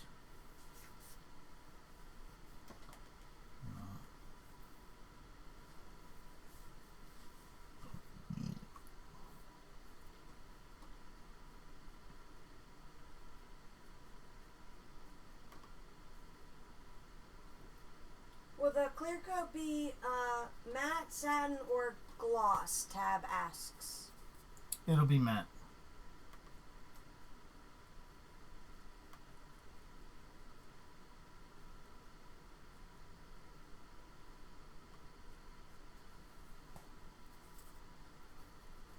If you put a gloss down, then I won't be able to photograph it. I'll be fighting all the light bouncing off of the varnish. Hey, easy girl. Come here. What's up?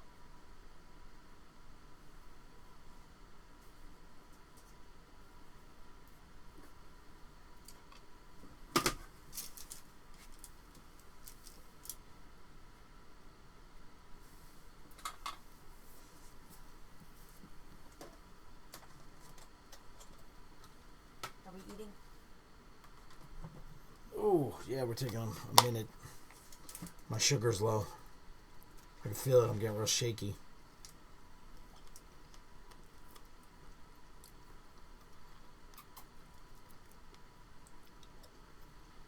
got any questions while we take a fruit bowl break?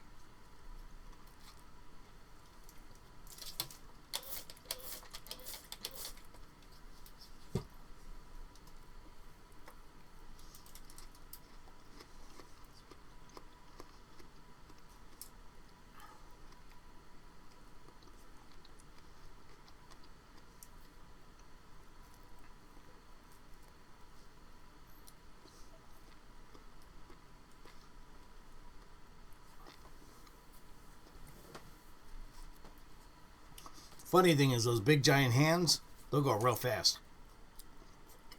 Well, they don't have as much detail, right? Mm-mm. As what you're painting right now? No. They will. I'll add veins and wrinkle to the skin. From the drawings I've seen of him, you know, it's all done on the computer, so there's no texture at all. Yeah, it's all super smooth. Mm-hmm. Look what I got. Who wants some fruit?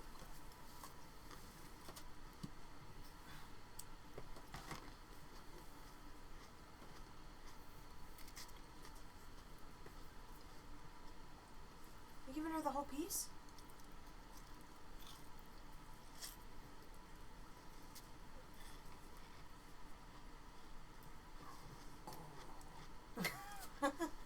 What? Did you hear a burp?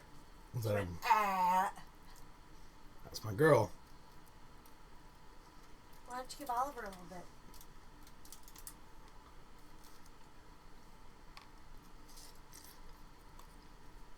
Oh, there he got it.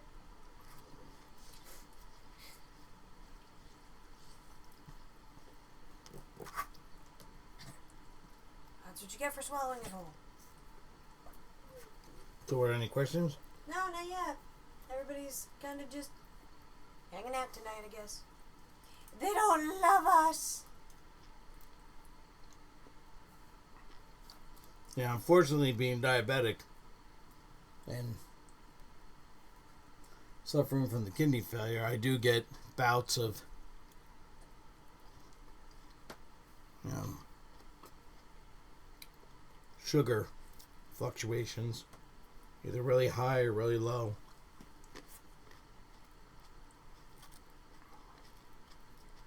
Let's see. The hooker says, what size is the painting? Is it on gessoed board? 20 by 30, well, 22 by 30. 24. And it's on masonite. It's actually watercolor paper glued to masonite. Let's see. Shakar asks, what does Tommy think of the pic? Oh, the pic. What pick? He sent me a pic to show you.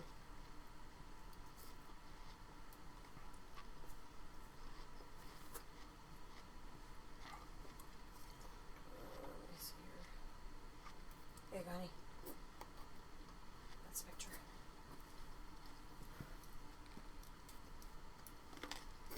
Down.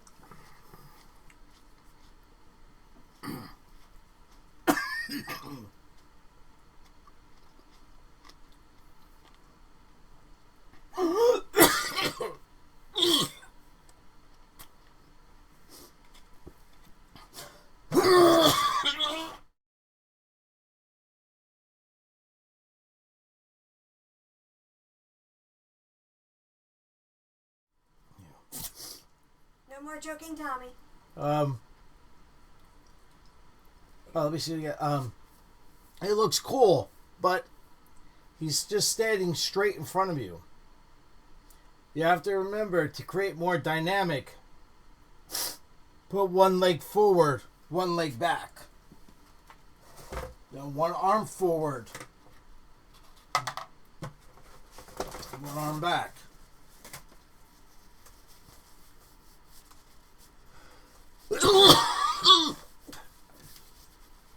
Everybody's asking if you're okay. Yeah. Fruit went down the wrong pipe. He tried to literally inhale it. No, just the...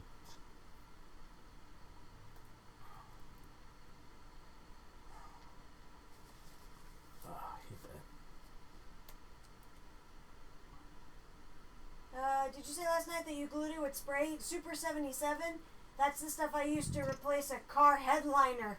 LOL, Jesse says. Because Dooker asked if what you used to put it down with.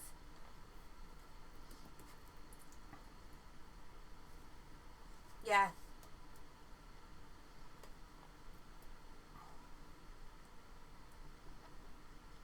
Yeah, usually we use spray 77, or sometimes if it's thicker, we'll use spray 90. You can also use acrylic medium, but it can lift. Spray 77 is completely unforgiving. Yes, it is. And you get one shot to get it down. And if you mess it up, it's toast.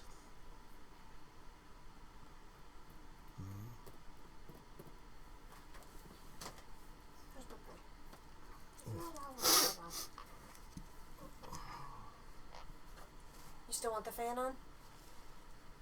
Yeah, I'm sweating. Let's see. Shikar says, alright, I'll remember that next time and apply that concept.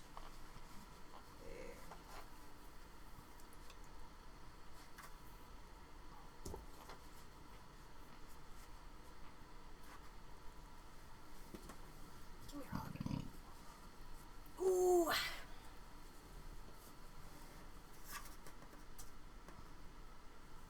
La, la, la. Hi.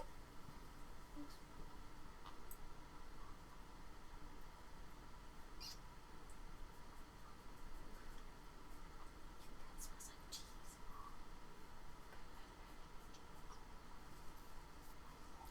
And remember, don't just go to the finished drawing. You should figure out all that stuff in the preliminary sketch.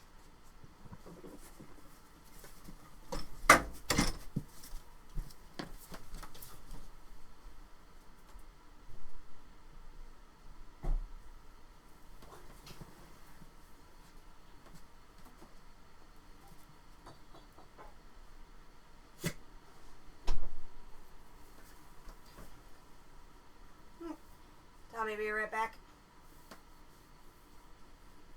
Hi, Uzi.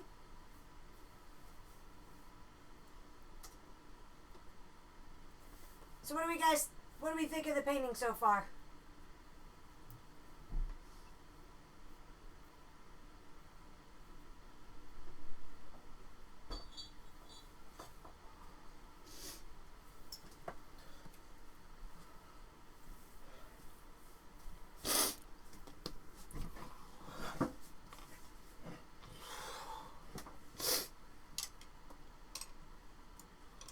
Now we answer all of our questions about it in the sketch.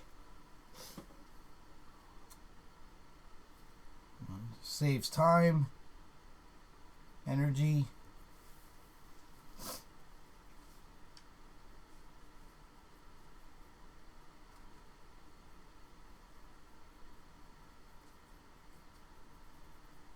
Remember, for those of you that want to do this as a career, you basically have to become a mind reader.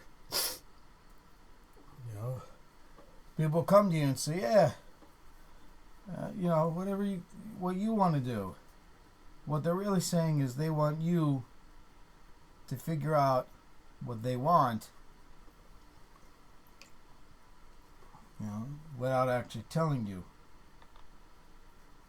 Adventures in Geekdom says, evening, nice to see you live. I feel like I keep missing you.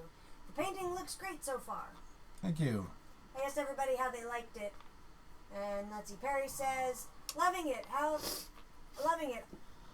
it is starting to pop out. Jesse says it looks incredible. September Jones says, looking brilliant. Thank you. Could you put that fan back towards me? Not really, because it's just going to hit me. Well, I needed it. I don't care if it hits you. Well, I care if it hits me. Are you working from a wet palette then, Tommy? Yes, my palette's wet. I keep spraying it. Keep the paint. How's that? better. Keep the paint from drying out. Would they let you sell the finished product as copies at your shows, or is that up to them? Justin asks. That is up to the companies, but when I do a project, it's part of my contract always. I always put it in, and if they refuse, I don't do the project. So it is a deal breaker. With this, the owner, Nathan, was such a cool guy. We got along so well that it was not an issue. You know, we agreed that I wouldn't put it out until they put out theirs. Yep. Which is completely fair. But there will be prints available. But for the most part, you're not going to get that in a company. It took years before I had the clout in order to demand something like that, because you also, you know, the thing about it, and the band is basically an ultimatum. And if you can't, you know, if I say, well, if you don't do it, I won't do the project, and they say, okay, screw you, go ahead, see you later, and I really need the work, and I'll be like, well, I'll do it this time, but next time. So if you don't have any, if you got nothing to use as leverage, you don't play that hand, because you will lose. Because there are thousands of us. And when you start out, you're just an us. You know, you're not you yet. You haven't made your mark. You don't have a legacy.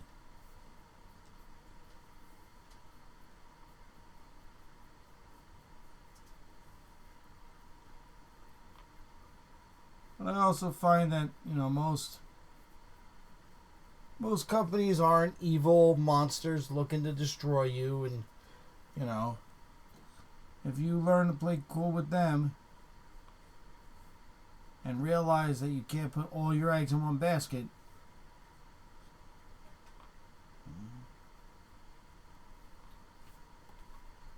Jesse says, I just want to get good enough so I can paint what I want and be able to sell online or at an art fair.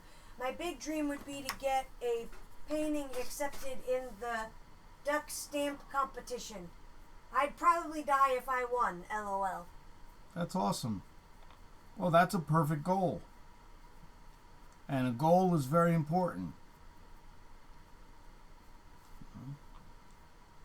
How many duck stamp paintings have you done?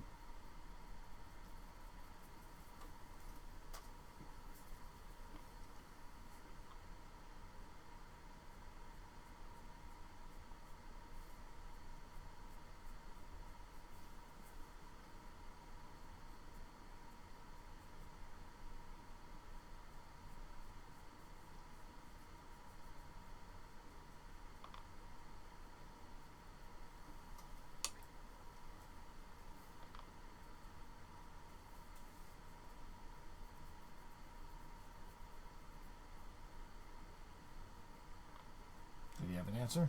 I am.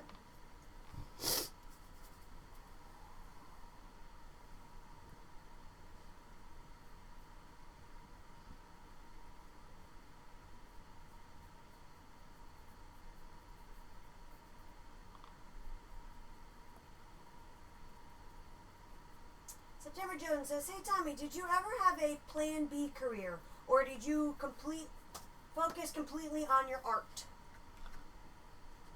No, I did not. I started to go to school to be a psychiatrist. You know, my family has a history of mental illness. I experienced it firsthand with my mother, and I was looking for answers. But that was about it. I mean, I am a trained, you know, my father owned a construction company, so I grew up as a master carpenter. But no, I never had a backup. This was either going to work or I was going to die trying.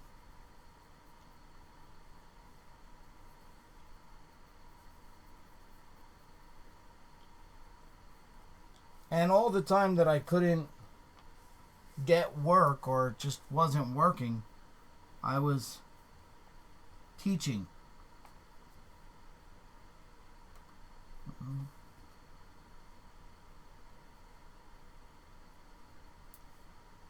Jesse says, to answer your question, only one in the last year. Well, you can't win if you don't play, brother. As a teen, I probably did 100 to 150 duck paintings, not counting sketches. Oh, that's great. Well, if it's your dream, get the friggin' work on it. Mm-hmm. And we hit the 2-hour mark. Just to let you know. Yeah, I'm coughing up a storm, so I'll probably call it quits soon.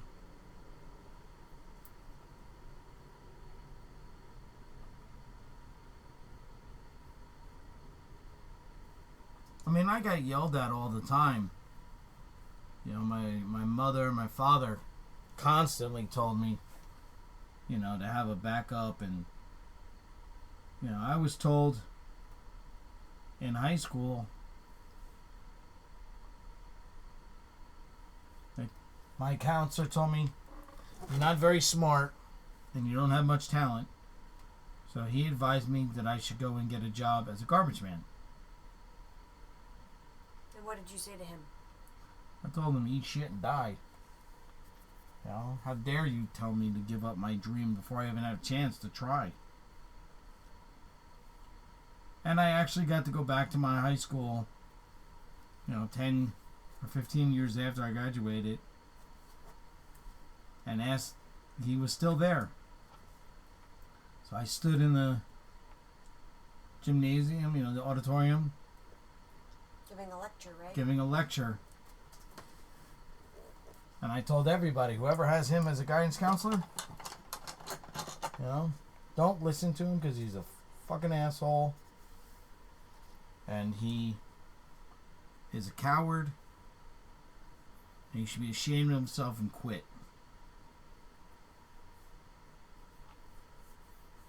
I'm sure he appreciated that. Oh, yeah.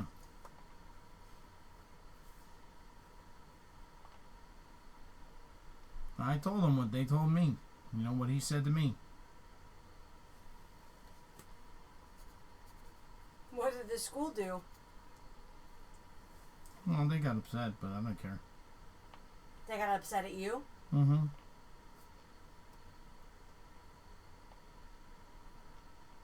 I was less than cordial about it. But, you know, I'm looking at all these kids, and we all grew up the same. We all grew up very poor. It's a poor neighborhood. And it was filled with drugs and violence. I myself went to, I went to, they locked me up in juvie. And they've already got everything going against them. They're already told that they're not going to be anything. They can't be anything. You know, and they needed somebody to tell them they could.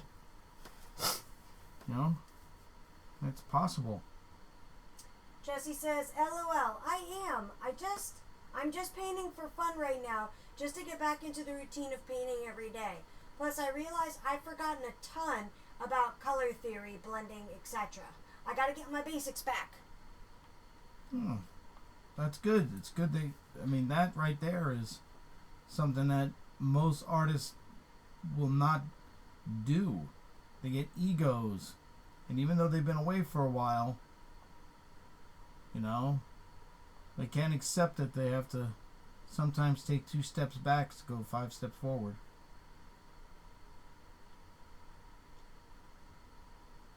I got my eyesight back. And the first thing I did is start practicing. I sat here all night drawing girls' faces.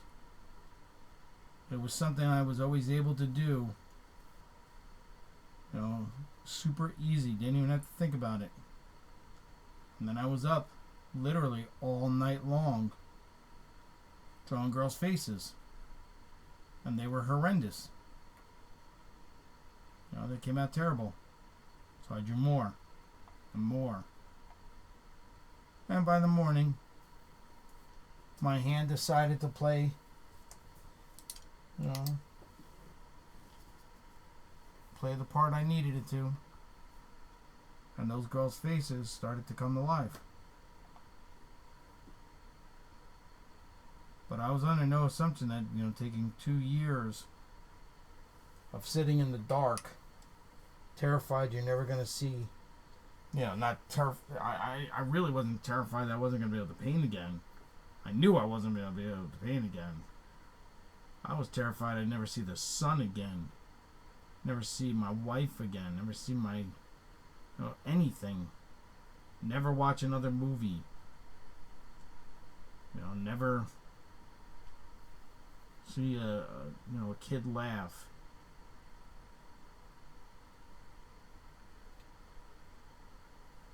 Never see another sunset.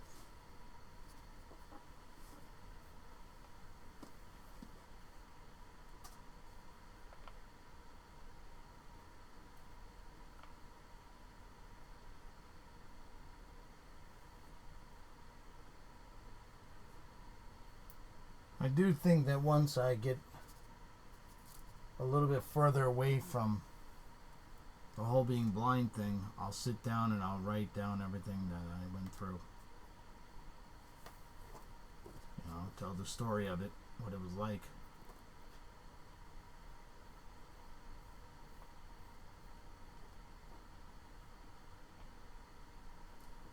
I don't know if it'll be hard to explain or if people would get it, but you know, most people would.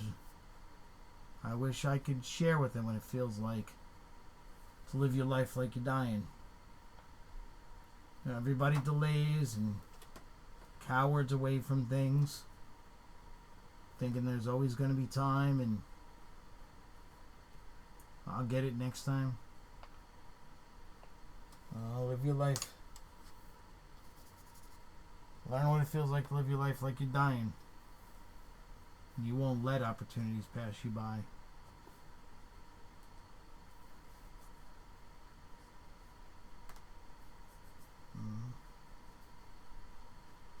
You'll leap at those opportunities. You won't let that beautiful girl just walk past as you smile. You'll face that fear.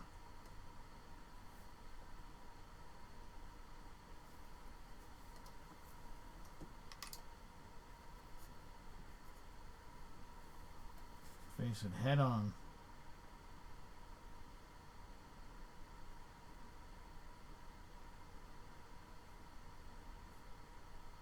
So in a lot of ways, I was completely blessed. Before this, I was ready to quit my art career. I was bored, angry,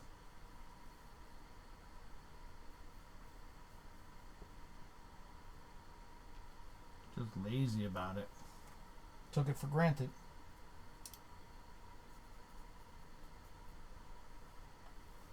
So thank God I lost my sight.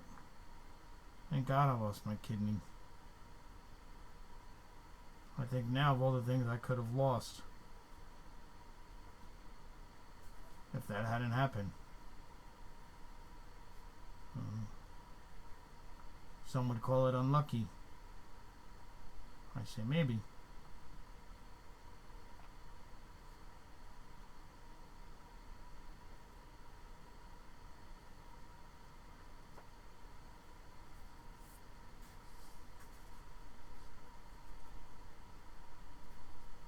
I think that's a country song.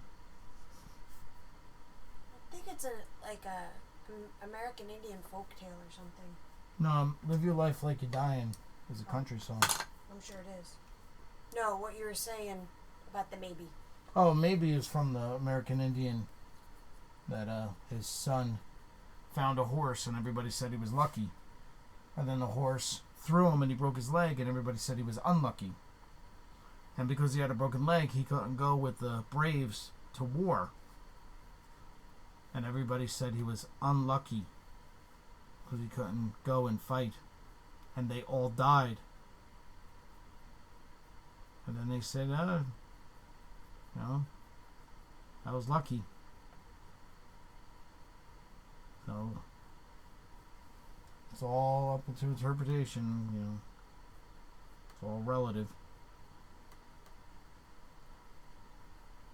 Just like the people that get super mad when they're stuck in traffic and they're late. Yeah. Who knows what's up around that bend that could have been there to hurt them or kill them or... Universe made you late for a reason.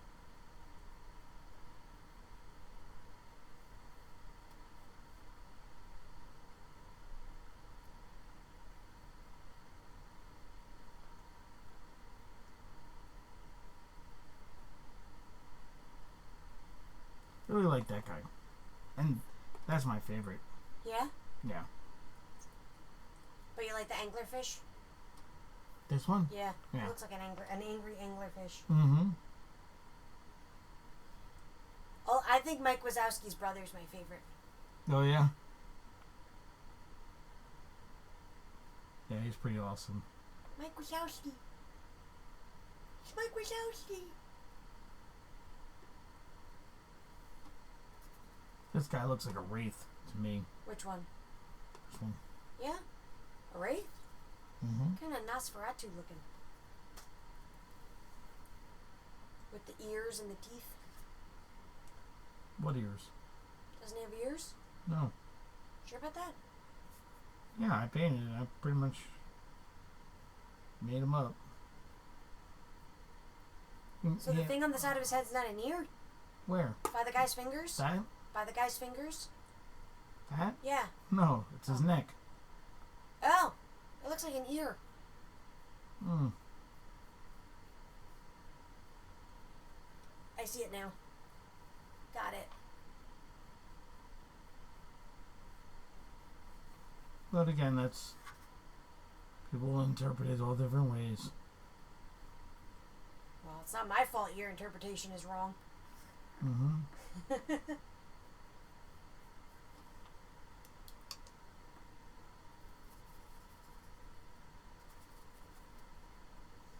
Do you find it difficult to separate the characters that all basically have the same colors? I mean, I'm sure now you don't, but... Did I in the past? Yeah. Oh, hell yeah. I found everything difficult. At first. So what are you doing to, create separation between the characters? Because they're kind of all the same color. Yeah, they are all the same color. But they're obviously, not, and they're clearly separated, so... Well, if you look, he has more light on him than he does. Right. He is set back, and you can see the light sources right here, and it fades into the dark. It's the fade that separates them. This guy's the same exact color. They're all the same exact color. But I do it in a way that they're isolated all the way around. And because I use the monochromatic wash on each one of, on the whole thing, it creates uniformity. So, they're gonna hold up together well. I just wasn't sure if you were using a different, accent color or something. Well, the color changes on each one. The only thing that stays the same is white. It's still white. And the underpainting. On the underpainting. But I used the burnt sienna and the roa on the ochre there to wash them back. Like if you see him, he's all washed back with this greenish blue I just made. Right. So if you isolate that color, if you were to just look at just that color, it's actually quite vibrant. Right. But it works to push it back. And I'm also using a brush that's for oils, so it's really stiff.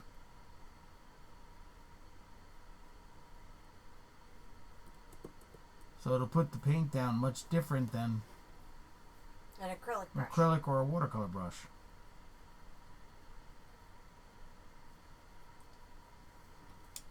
And although that makes the painting close up a lot more choppy, I'm worried more about the overall appearance, not just the little individual shapes and colors.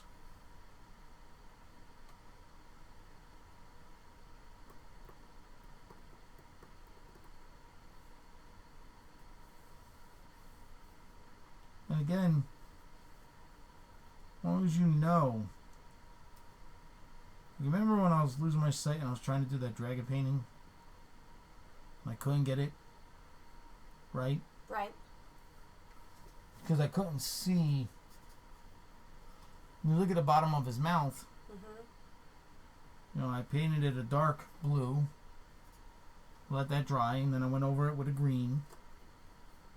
And now I'm using a yellow, a mustard yellow, for the highlights and the cracks on it. And it'll make it pop. You could try and do this with just white, but it's going to look awkward. Now his little beard is all with the green.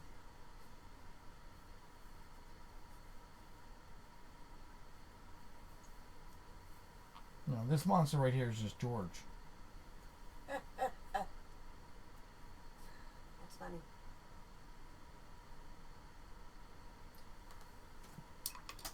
So we're about 10 minutes out from 2.5 hours.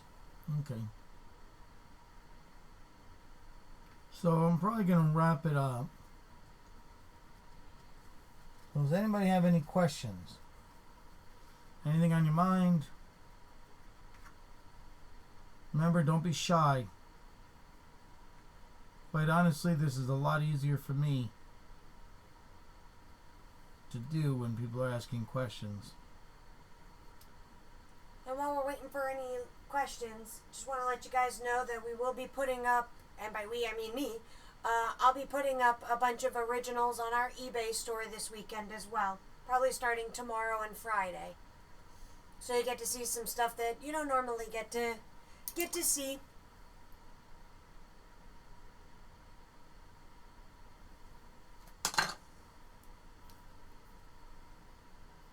And again, if you're new to the channel, underneath the video is all of our contact, eBay, Amazon store, all sorts of that fun stuff. Make sure you join at least our Facebook. I do announce every day when we are going to be streaming. Usually it's Monday through Friday at 7.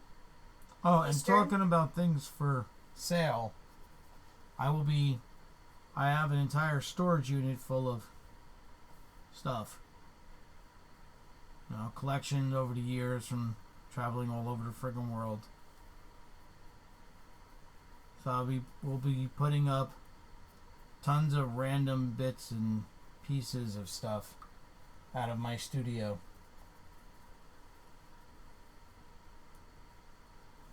And of course, by we, I mean Sam.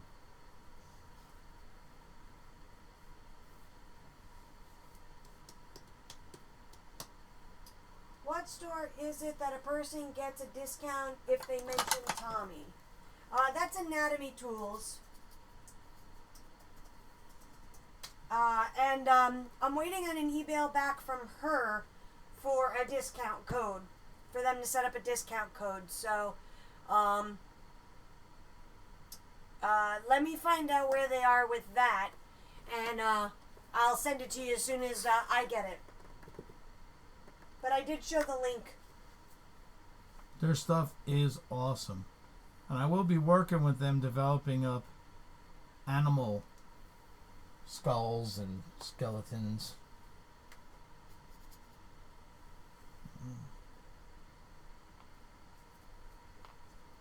In my personal collection, I own several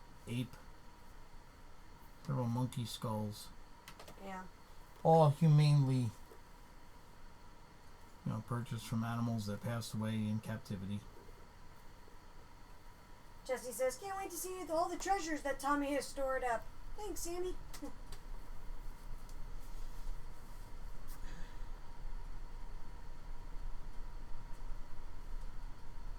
Yeah, I own a lot of stuff, but some of it will never be for sale. I own the armor to Francis Ford Coppola's Dracula. I can actually show you that because it's right here in the studio. Yeah. Mute. We're gonna go mobile, kids. Ta-da! There it is. Right? Whoop. There. There's Fozzie Bear. The Millennium Falcon. That's Tommy's library o' books. Kermit. That is all paint. All right there, paint. Tommy painting. Why don't you open up the drawer and show them? Because I'm attached and I can't really move that far. Oh, here. Let's see if I can. You look, you'll see each drawer is filled with paint.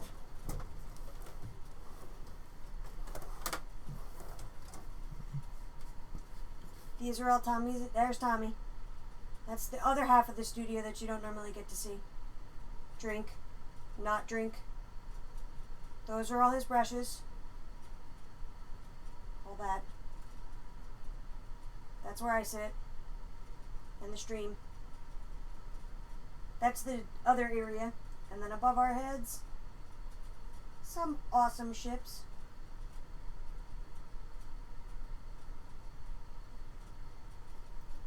Back. And we're back on Tommy now. Yeah, anybody that's a Muppet fan, I own a on-screen Kermit as well.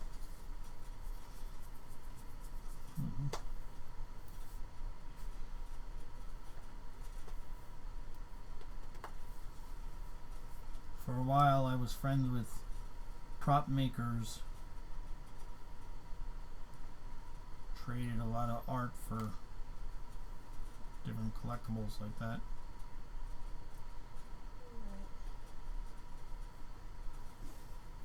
Well, we're pretty much at the 2.5 hour mark, so. Alright, no questions, so Yeah. Jesse says, awesome studio. thank you, brother. Doesn't look like we got any questions. We're dwindling down. We got only 15 people in channel. Alright, let's get out of here. All right.